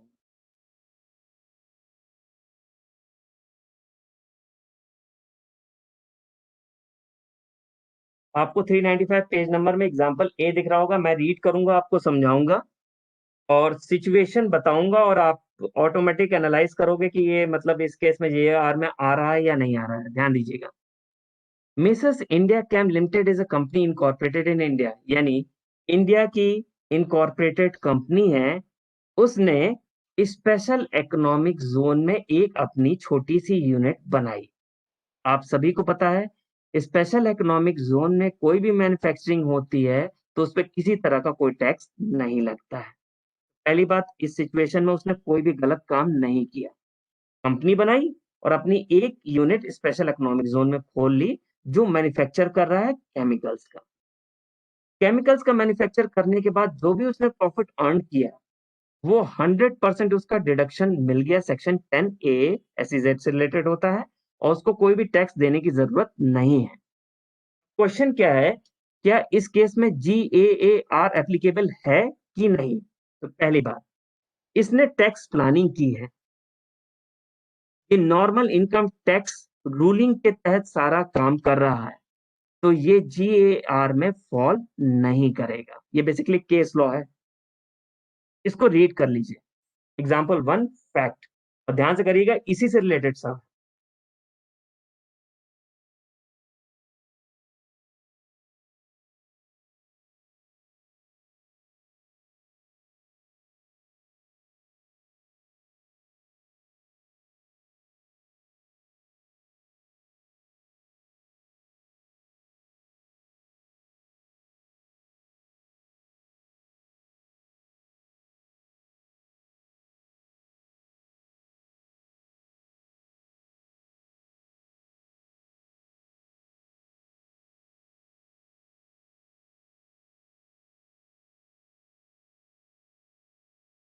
थोड़ा फास्ट रीड करेंगे। Done sir. ओके, एग्जाम्पल 1 के बाद 1A। 1A मतलब होता है 1 से रिलेटेड है आपका। फैक्ट ऑफ द केस मैं आपको ऐसे ही बता दे रहा हूँ, रीड करने की भी जरूरत नहीं। उस पर्टिकुलर कंपनी ने एक SEZ में यूनिट बनाया, मैन्युफैक्चर किया, और एक SEZ के बाहर यूनिट बनाया, वहां पर मैन्युफैक्चर स्टार्ट किया। अब इसने देखिए क्या किया, चोरी छुपे जो सेकंड यूनिट थी, जो SEZ के बाहर थी, उसकी सारी यूनिट्स को छुपा करके SEZ में ले आता है और शो करता है कि SEZ में ही सारे मैन्युफैक्चर हुआ है, ताकि जितनी भी वो सेल करे उस पे वो 100% डिडक्शन ले ले और उसको कोई टैक्स ना देना पड़े। अब ध्यान से सुनिएगा, इंडियन कंसर्न है, ये जो भी काम कर रही है बिल्कुल गलत है, झूठ बोला है, तो ये टैक्स इवेजन है। टैक्स इवेजन, टैक्स इवेजन के केस में इनकम टैक्स कहता है जो नॉर्मल टैक्स है वो कैलकुलेट करिए, कैलकुलेट करने के बाद 100 से 200% की जो पेनल्टी है वो पेनल्टी लगा दीजिए, इंटरेस्ट लगा दीजिए। यानी इसके लिए इनकम टैक्स का प्रोविजन ऑलरेडी आपको सिस्टम बना के रखा हुआ है। तो ऐसे केस में GAR इन्वोक नहीं होता, मतलब GAR इस पर एप्लीकेबल नहीं होता है, क्योंकि ऑलरेडी ये टैक्स इवेजन का केस बन गया और टैक्स इवेजन के लिए इनकम टैक्स डिपार्टमेंट ऑलरेडी आपको बता के रखा हुआ है। तो एग्जाम्पल 1 है fact and interpretation.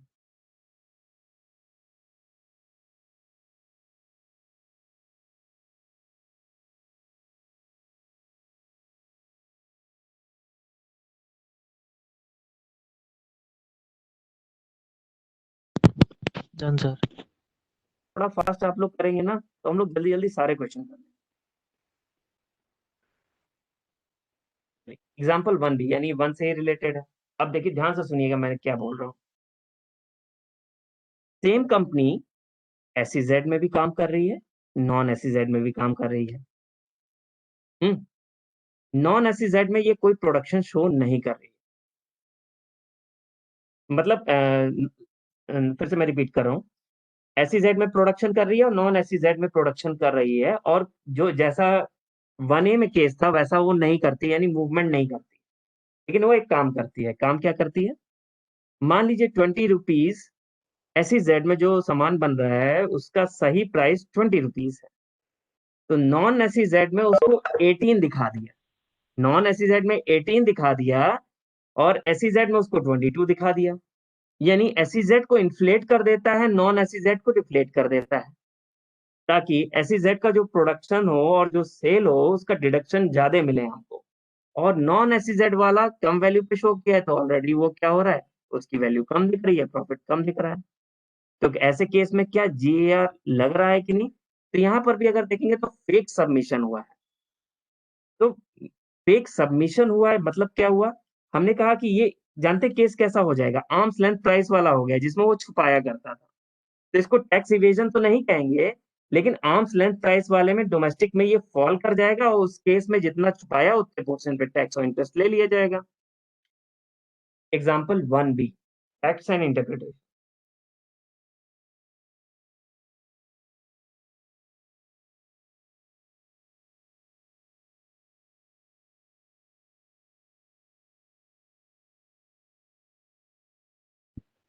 Done sir. Next 1C, मैं चाहूंगा खुद से करिए।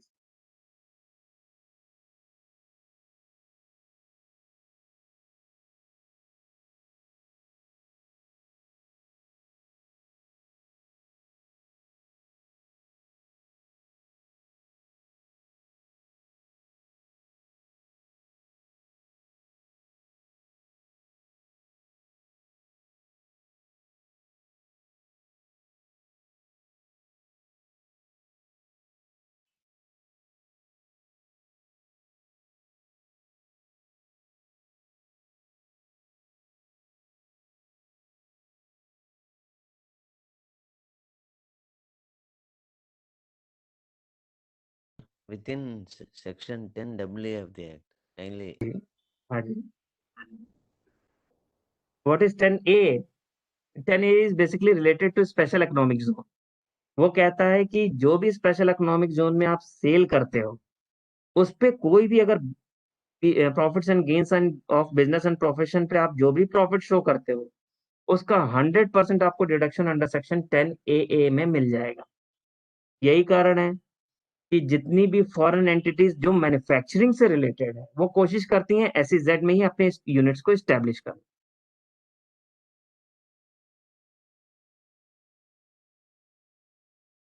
वन सी मैं बता दे रहा हूं फिर से। सेम सिचुएशन, एक कंपनी है, एक यूनिट उसका स्पेशल इकोनॉमिक जोन में है, दूसरा यूनिट उसका नॉन स्पेशल इकोनॉमिक जोन में है। दोनों अपना वर्क करते हैं, नॉर्मली वर्क कर रहे हैं। ए के अपने क्लाइंट्स हैं, यानी जो स्पेशल इकोनॉमिक जोन में उसके अपने क्लाइंट्स हैं, इंडिया के भी और फॉरेन के भी। और जो बी है, जो नॉन स्पेशल इकोनॉमिक जोन में, उसके अपने क्लाइंट भी हैं और एक्सपोर्ट क्लाइंट भी हैं। अब देखिए धीमे धीमे इसने क्या की, इनवॉइसिंग। इनवॉइसिंग में सारा खेल कर दिया। कैसे? सेल हो रहा है बी से नॉन स्पेशल इकोनॉमिक जोन में, और वो क्या कर रहा है, धीमे धीमे इस सेल को धीमे धीमे ग्रेजुअली डिक्रीज करता जा रहा है जो नॉन स्पेशल इकोनॉमिक जोन में है, और इस सेल को धीमे धीमे ग्रेजुअली जो स्पेशल इकोनॉमिक जोन में है उसकी सेल को धीमे धीमे करके बढ़ाता जा रहा है, और गवर्नमेंट को ये प्रूव कर रहा है कि मैं अपना बिजनेस बढ़ा रहा हूँ एक्सपोर्ट का या बाकी का, और ग्रेजुअली धीमे धीमे करके सेल बढ़ा करके धीमे धीमे प्रॉफिट की छूट लेते जा रहा है, और धीमे धीमे नॉन स्पेशल इकोनॉमिक जोन की सेल को कम करते जा रहा है। फिर क्वेश्चन है कि क्या ऐसा हो सकता है? तो उन्होंने कहा देखिए एसेट का ट्रांसफर हुआ है कि नहीं, तो इस केस में हुआ तो है नहीं। तो ऐसे केस में फिर वही सिचुएशन अराइज होती है कि अगर हुआ है एसेट का मूवमेंट तब तो कोई इशू नहीं है, और अगर नहीं हुआ है तो ऐसे केस में ये हमारा कौन सा केस है, ये टैक्स इवेजन का केस होगा। अगर छुपाया होगा और सिर्फ आपने क्या किया, प्राइस को सिर्फ छुपाने की कोशिश की है, तो ऐसे केस में आपका ट्रांसफर प्राइसिंग के जो डोमेस्टिक रूल्स होते हैं वो आपके लग जाएंगे। तो इस केस पे भी GAR एप्लीकेबल नहीं है। 1C रीड कर।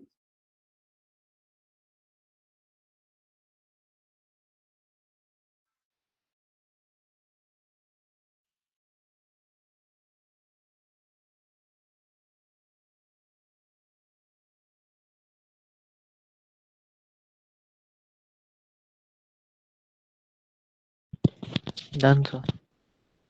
नेक्स्ट एग्जांपल 2, ये नई सिचुएशन, और इसको इंपॉर्टेंट लिख लीजिएगा।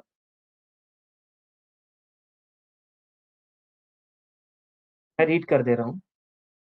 एक इंडियन कंपनी है INDCO, उसने एक होल्डिंग कंपनी बनाया HOLDCO in a no tax jurisdiction outside India, यानी ऐसे देश में इसने कंपनी इनकॉर्पोरेट की जिस देश में कोई टैक्स नहीं लगता है, और इसने उस कंपनी के 51% से ज्यादा के शेयर को एक्वायर कर लिया।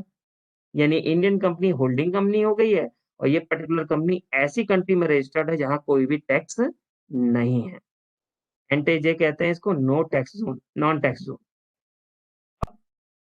इसने और कंपनीज बनाई A और B, इसमें इन्होंने क्या किया, होल्ड किया। यानी जो पेरेंट कंपनी इंडिया में थी, इसने एक कंपनी के शेयर एक्वायर किए जो फॉरेन कंट्री में था और जिसपे कोई टैक्स या कम टैक्स लगता था, और वो फॉरेन वाली कंट्री ने फिर फर्दर शेयर इन्वेस्ट किए दो कंपनियों में और उनको अपनी सब्सिडरी बना लिया। अब ऐसे केस में ये तो पूरी सिचुएशन हो गई, पहले रीड कर लीजिए फिर आगे बताओ।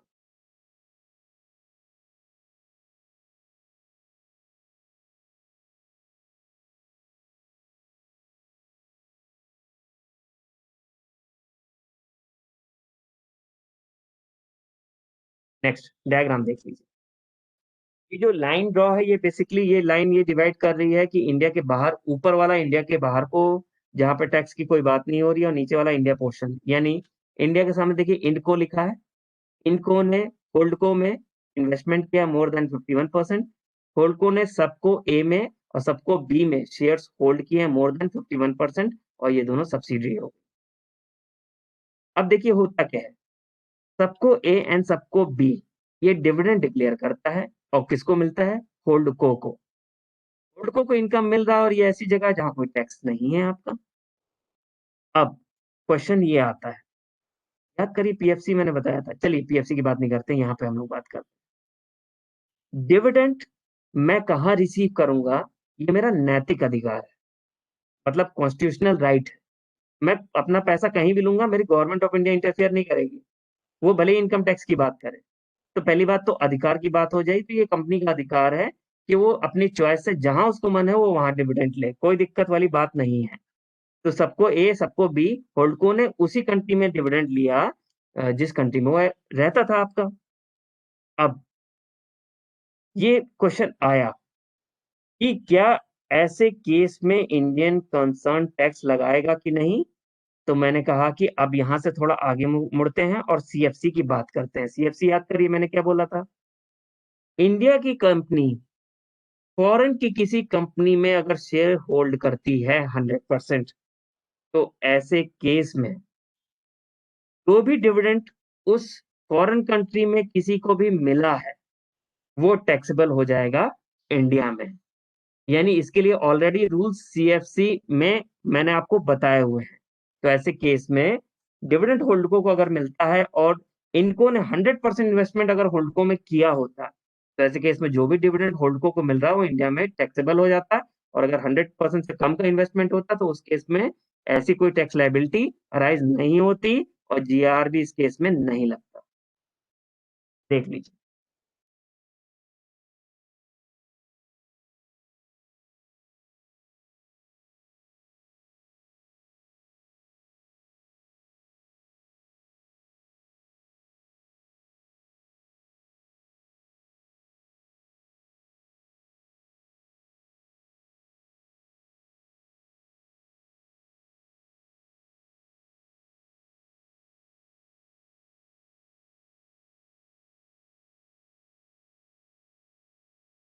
कुछ पूछना हो तो पूछ लीजिए।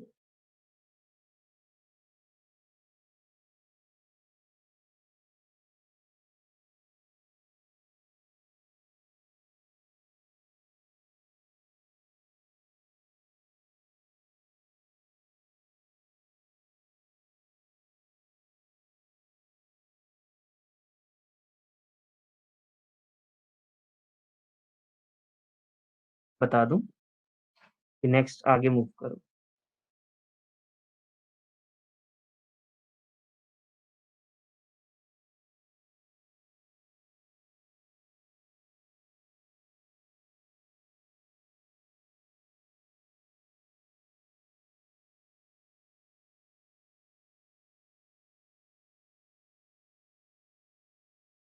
बता दीजिए, नहीं समझ में आया मैं फिर से रिपीट कर दूंगा।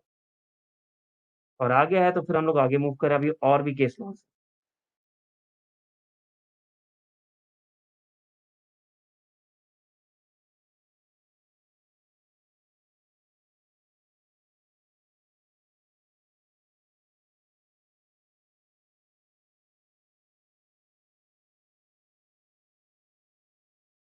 ठीक। नेक्स्ट एग्जाम्पल 2 है। अब देखिए, अब आप मुझसे ये पूछिए कि सर ऐसे केस में मान लीजिए 100% होता तब तो टैक्सेबल हो गया, 100% से कम होगा तब तो बच गया। यानी कि अगर आप इनके टैक्स कंसल्टेंट होते तो यही काम करते हैं। मैंने कहा एक और तरीका बताता हूँ मैं। तरीका ये है कि होल्डको को अगले नेक्स्ट 5 ईयर्स तक जो भी डिविडेंड मिल रहा है उसको धीमे धीमे अपने रिजर्व्स में रख के धीमे धीमे रखे रहे या प्रॉफिट में शो करता रहे, कोई इशू नहीं। 5 से 6 साल के बाद धीमे से वो होल्डको को आईएनडी कंपनी में मर्ज कर दे। क्यों? क्योंकि जब भी कोई भी फॉरेन एंटिटी इंडियन कंसर्न में मर्ज होती है आपकी, तो ऐसे केस में कोई भी ट्रांसफर अराइज नहीं होता, किसी तरह का कोई भी कैपिटल गेन टैक्स नहीं लगेगा। तो ये तो टैक्स प्लानिंग है, ये तो यहाँ तो मैंने कुछ गड़बड़ किया नहीं। हाँ, मेरा मकसद होता है पहले ही से ही गड़बड़ करना और वर्किंग ऐसी सर्कमस्टांसेस में क्रिएट करके रखता है, तब तो ये इवेजन का पार्ट होता है। अगर मैं प्लान करके रखा हुआ है तब तो कोई इशू नहीं है। एग्जाम्पल 2 है, देखिए कुछ ऐसा ही कह रहा है।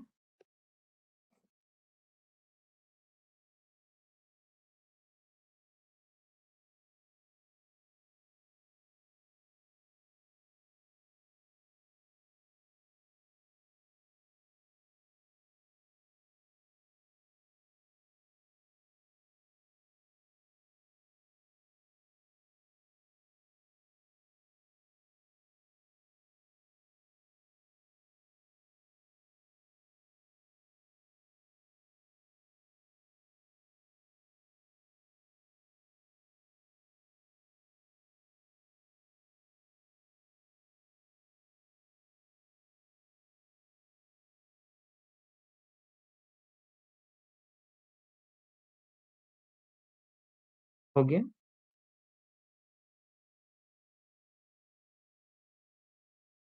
Yes sir. नेक्स्ट। अब देखिए होता क्या है, टैक्स को कई बार लोग कहते हैं कि लाइटली लेते हैं कि नहीं, इसको सिर्फ एग्जाम में पास करना है हम लोगों को, आगे मैं, अगर आप इसको एज ए कैरियर की तरह देखते हैं तो इससे बेस्ट कुछ नहीं है। कारण क्या है इसमें, कि अगर इसकी सारी रूलिंग्स को अगर आप रीड करेंगे तो आपको पता चलेगा कि इतने प्रोविजंस हैं जिसका गलत फायदा उठाते हुए लोग टैक्स चुराने की कोशिश कर रहे हैं, तो आप उनको पकड़ने की कोशिश करिए ना। अब देखिए, मैट का प्रोविजन 1996 में आपका आया, मिनिमम ऑल्टरनेटिव टैक्स का, रिलायंस की वजह से आया आपका। तो जब मैट की बात होती है तो इसके पीछे की कहानी अगर आप देखेंगे तो पीछे की कहानी क्या था, तो रिलायंस करता क्या था। रिलायंस को रूलिंग पता थी कि कोई भी लॉस मेकिंग अगर कंपनी है या उसके पास एक्यूमुलेटेड लॉसेस हैं या एक्यूमुलेटेड अनअब्सॉर्ब्ड डेप्रिसिएशन पहले से पड़े हुए हैं, तो उसका बहुत अच्छा इस्तेमाल किया जा सकता है प्रॉफिट एंटिटी को, प्रॉफिट को मिनिमाइज करने के लिए। कैसे? वो अपना बिजनेस करता था, खूब मुनाफा कमाता था, और क्या करता था, जैसे ही उसको लगता था कि इस साल का जो बजट है उसमें मुझे लग रहा है कि ये मुनाफा इतना आगे मूव करेगा, वो सेम ईयर में, सेम फाइनेंशियल ईयर में क्या करता था, सिक कंपनी को एक्वायर कर लेता था। तो सिक कंपनी को जैसे ही एक्वायर करता था, उसके अनअब्सॉर्ब्ड डेप्रिसिएशन और एक्यूमुलेटेड लॉसेस की वो छूट ले लेता था। और डिपार्टमेंट 16-18 सालों तक इसी चीज को वो देखता रहा, डिपार्टमेंट 16 सालों तक देखता रहा कि इसमें तो कोई हम कर ही नहीं सकते, क्योंकि ये तो टैक्स प्लानिंग का पार्ट है, कहीं झूठ तो बोल नहीं रहा है, मेरे प्रोविजंस का ही वो इस्तेमाल कर रहा है। तो ऐसे केस में मैट के प्रोविजंस आ गया है। तो अगले क्वेश्चन में यही क्वेश्चन पूछा है कि अगर इस तरह की चीजें होती हैं तो क्या जीएआर में फॉल होगा, तो आप कहेंगे जी नहीं, ये जीएआर में फॉल नहीं होगा।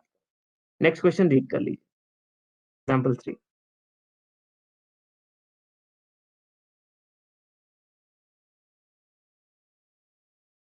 इसमें देखिए एसएआर वर्ड यूज किया गया है, स्पेसिफाइड एंटी अवॉइडेंस। तो ऑलरेडी ये पर्टिकुलर केस में बताया गया है, तो छूट इसको मिलेगी, आप कुछ नहीं कर सकते, इसको जेआर में नहीं ला सकता।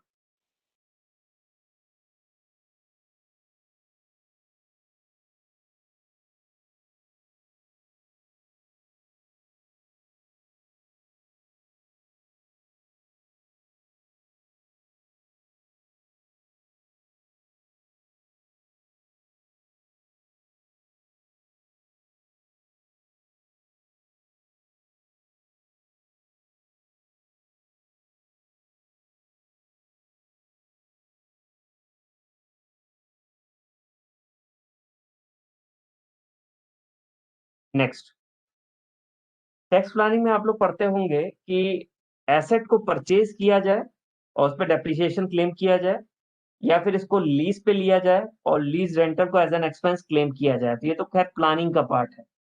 तो फिर इन्होंने नेक्स्ट एग्जांपल में यही पूछा कि अगर इस तरह की अगर सिचुएशन अराइज होती है कि लीज करना है या आपको परचेज करना है, और आपको लीजिंग इनकम टैक्स में ज्यादा फायदा दे रही है और आपने लीज अडॉप्ट कर लिया, क्या ऐसी जगहों पे जीएआर अडॉप्ट होगा? तो आप कहेंगे बिल्कुल नहीं, यहाँ टैक्स प्लानिंग की बात हो रही है, इसलिए जीएआर एप्लीकेबल नहीं है। रीड कर लीजिए, फैक्ट्स एंड इंटरप्रिटेशन।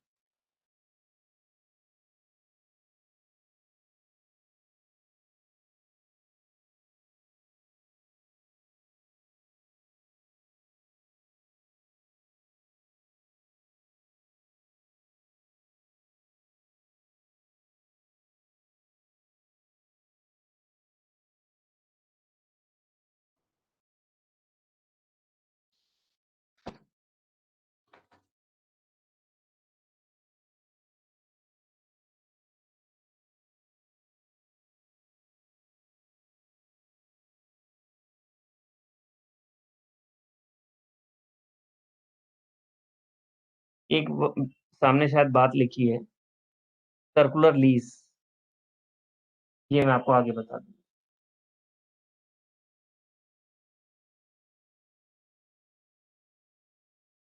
ठीक, सर्कुलर लीज क्या होता है, मैं आपको बहुत अच्छी चीज बता रहा हूँ। कई मार्केट में जब आप सारी चीजों की एनालिसिस करोगे तो बड़े इंटरेस्टिंग इवेंट्स दिखेंगे। एक एक्स वाई जेड बहुत बड़ी कंपनी है जिसपे अभी बहुत बड़ा केस चल रहा है, और इंडिया की जानी मानी कंपनी है, उसका एक छोटा सा मैं उदाहरण बता रहा हूँ। वो अभी कहीं डिस्क्लोज नहीं है, इसलिए मैं उसका नाम नहीं ले रहा हूँ। उसके बहुत बड़े बड़े कॉम्प्लेक्सेस हैं, शॉपिंग कॉम्प्लेक्सेस जिसको हम लोग कहते हैं। तो इसने क्या किया, उस कॉम्प्लेक्स में उसने अपना ऑफिस भी खोल रखा है। उसने क्या किया, ड्यूरिंग द कंसर्न ईयर्स, मतलब बनाने के बाद उस कॉम्प्लेक्स को इसने क्या किया, सोल्ड कर दिया कैश में। और पहले तो कैश ऐसी चीज है जिसको आप रिकॉर्ड नहीं कर सकते हैं। रजिस्ट्री कर दिया, सामने वाले को सारी चीज कर लिया। अब जिसको उसने सेल किया था, वापस उसके साथ लीज एग्रीमेंट ड्राफ्ट करता है और लीज साइन करता है, और ये शो करता है कि ये जो प्रीमाइसेस पहले इसकी थी, उसी को उसने लीज ले लिया है आपका। तो लीज ले लिया, तो जो मेरी एसेट थी उसको मैंने सेल करके वही दोबारा से इसको लीज पे ले लिया और रेंट पे करना स्टार्ट कर दिया।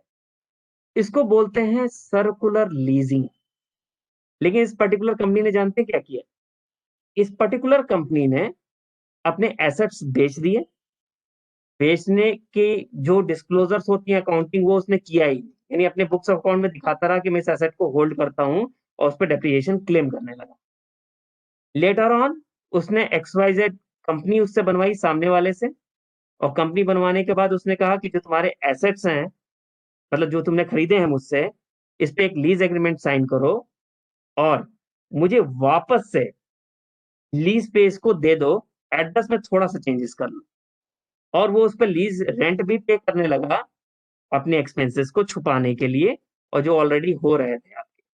तो ऐसे केस में इसने दो तरह के गलत काम किए। पहली चीज की, अकाउंटिंग की गड़बड़ियां करते हुए सारी इसने वर्किंग की, और वर्किंग करने के बाद टैक्स अवॉइडेंस मेजर्स का इस्तेमाल किया। तो यहाँ सर्कुलर लीजिंग भी हो रहा था, और आपके अवॉइडेंस मेजर्स को भी अडॉप्ट किया जा रहा था। फिलहाल इस पर्टिकुलर केस में, यानी सर्कुलर लीजिंग के केस में, आपको चेक करना पड़ेगा कि क्या ऐसे केस में मकसद चोरी का है तो टैक्स अवॉइडेंस में मूव करेगा। अगर मकसद चोरी का नहीं है तो उस केस में मुझे चेक करना पड़ेगा GAR में फॉल कर रहा है कि नहीं कर रहा है। रीड कर लीजिए।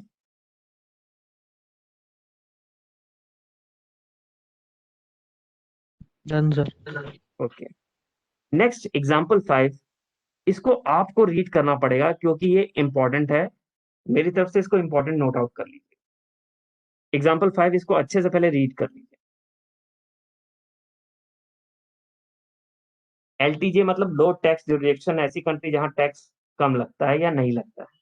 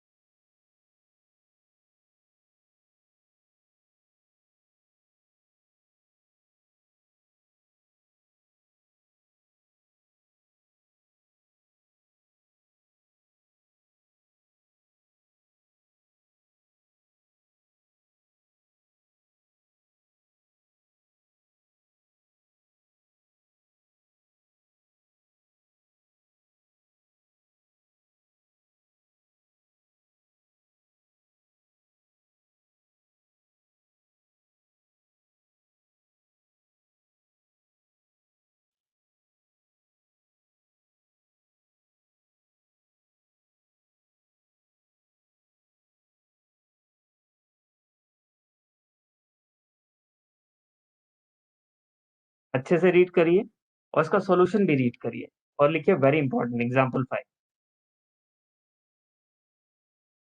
फिर मैं आपको एक्सप्लेन करता हूँ।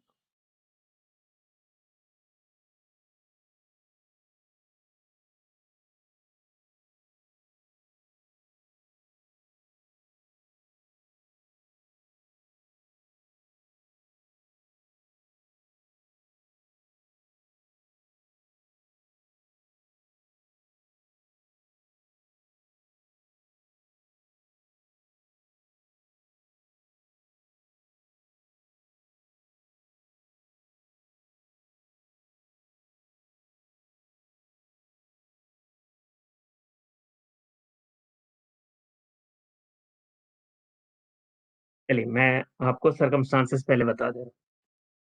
एक्स बैंक लिमिटेड एक पर्टिकुलर कंट्री, मान लीजिए साउथ अफ्रीका में रजिस्टर्ड है, जहां कम टैक्स लगता है या नहीं टैक्स लगता है, तो उस पर्टिकुलर कंट्री में आपकी वहां की बैंकिंग इंस्टीट्यूशन है। सेम कंट्री में सबको एक कंपनी है आपकी, वो भी रजिस्टर्ड है, लेकिन इस सबको कंपनी को इंडिया की कंपनी इंडको ने क्या किया है, इसके सारे शेयर्स खरीद लिए हैं। मैं फिर से रिपीट कर रहा हूं, इंडिया की कंपनी इंडको ने सबको के सारे शेयर 100% शेयर खरीद लिए हैं। ध्यान दीजिएगा मैंने क्या वर्ड बोला है, 100% शेयर खरीद लिए, और सबको उस कंट्री में है जहां पर एक्स लिमिटेड बैंक है।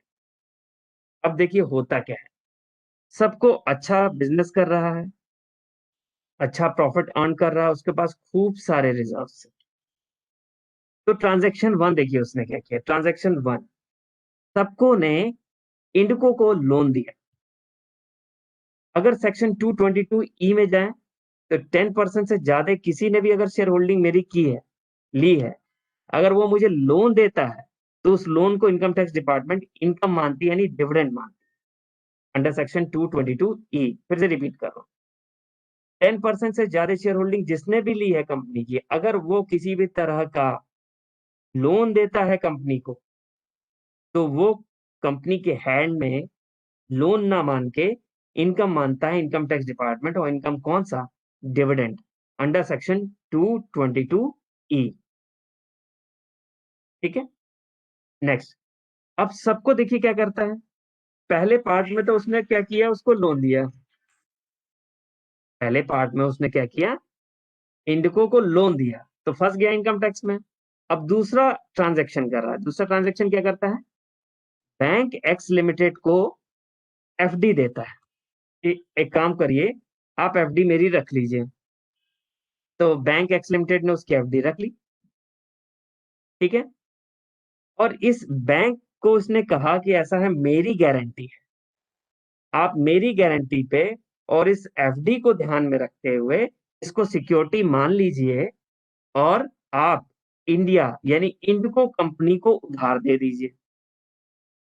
देखिए उसने कैसे मूवमेंट किया है, इंडिको कंपनी को उधार दे दीजिए। तो ये पूरा ट्रांजैक्शन है। तो फैक्ट एक बार फिर से पढ़ लीजिए, क्योंकि मैंने फैक्ट पूरे बता दिया।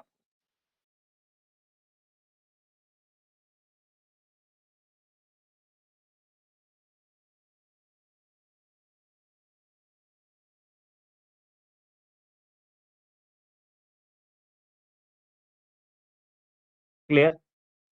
आप देखिए ध्यान दीजिएगा, पहली बात, इस ट्रांजैक्शन में कुछ वर्ड्स मैं इस्तेमाल करूंगा, accommodating party, lack of commercial substance.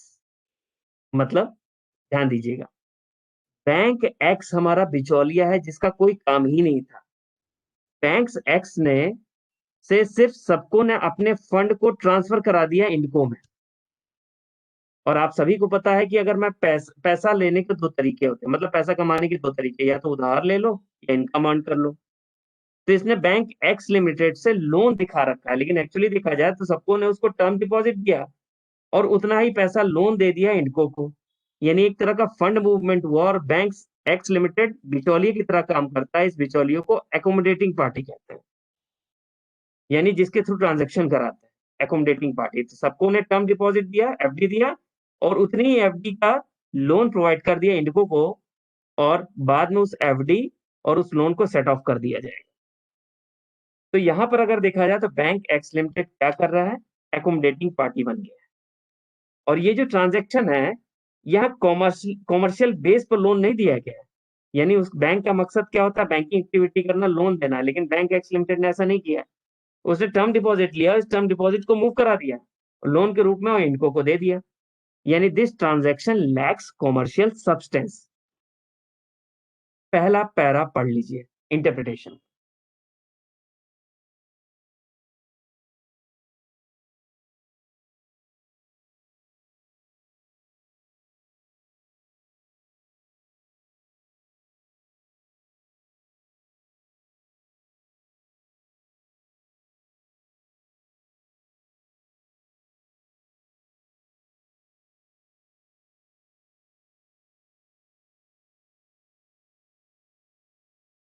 Done sir.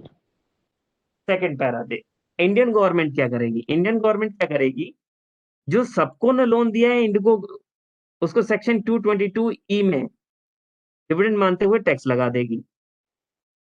दूसरा काम क्या करेगी, इंडिगो ने जो लोन लिया है उस पे जो इंटरेस्ट पे कर रहा है उस इंटरेस्ट को नॉट अलाउड कर देगा। सेकंड पैरा पढ़ लीजिए।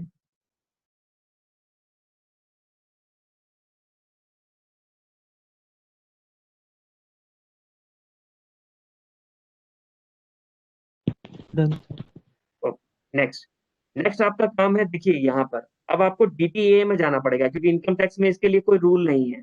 तो ना टैक्स अवॉइडेंस हुआ ना टैक्स इवेजन हुआ, तो इसके लिए तो कोई रूलिंग नहीं है, क्योंकि बिचौलिया लाके इस तरह का काम कर रहे हैं। तो नेक्स्ट आपका काम है डीटीए को रीड करना, डबल टैक्सेशन अवॉइडेंस एग्रीमेंट को। क्या इस तरह के ट्रांजेक्शन को कहीं कुछ लिखा है कि नहीं लिखा है? अगर लिखा होता तो आप कुछ कर ही नहीं पाते, फिर तो आपको उसकी तरह ही कारण काम करना होता है। अगर डीटीए में ऐसा कुछ नहीं लिखा है तो ऐसे केस में ये परफेक्ट केस है DAAR में आने के लिए। तो तीसरा पैरा रीड कर लीजिए।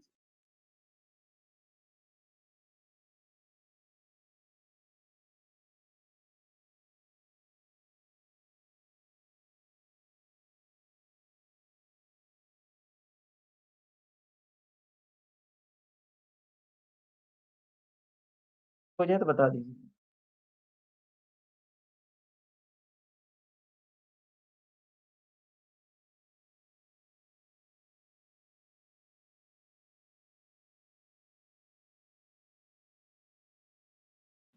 Done sir.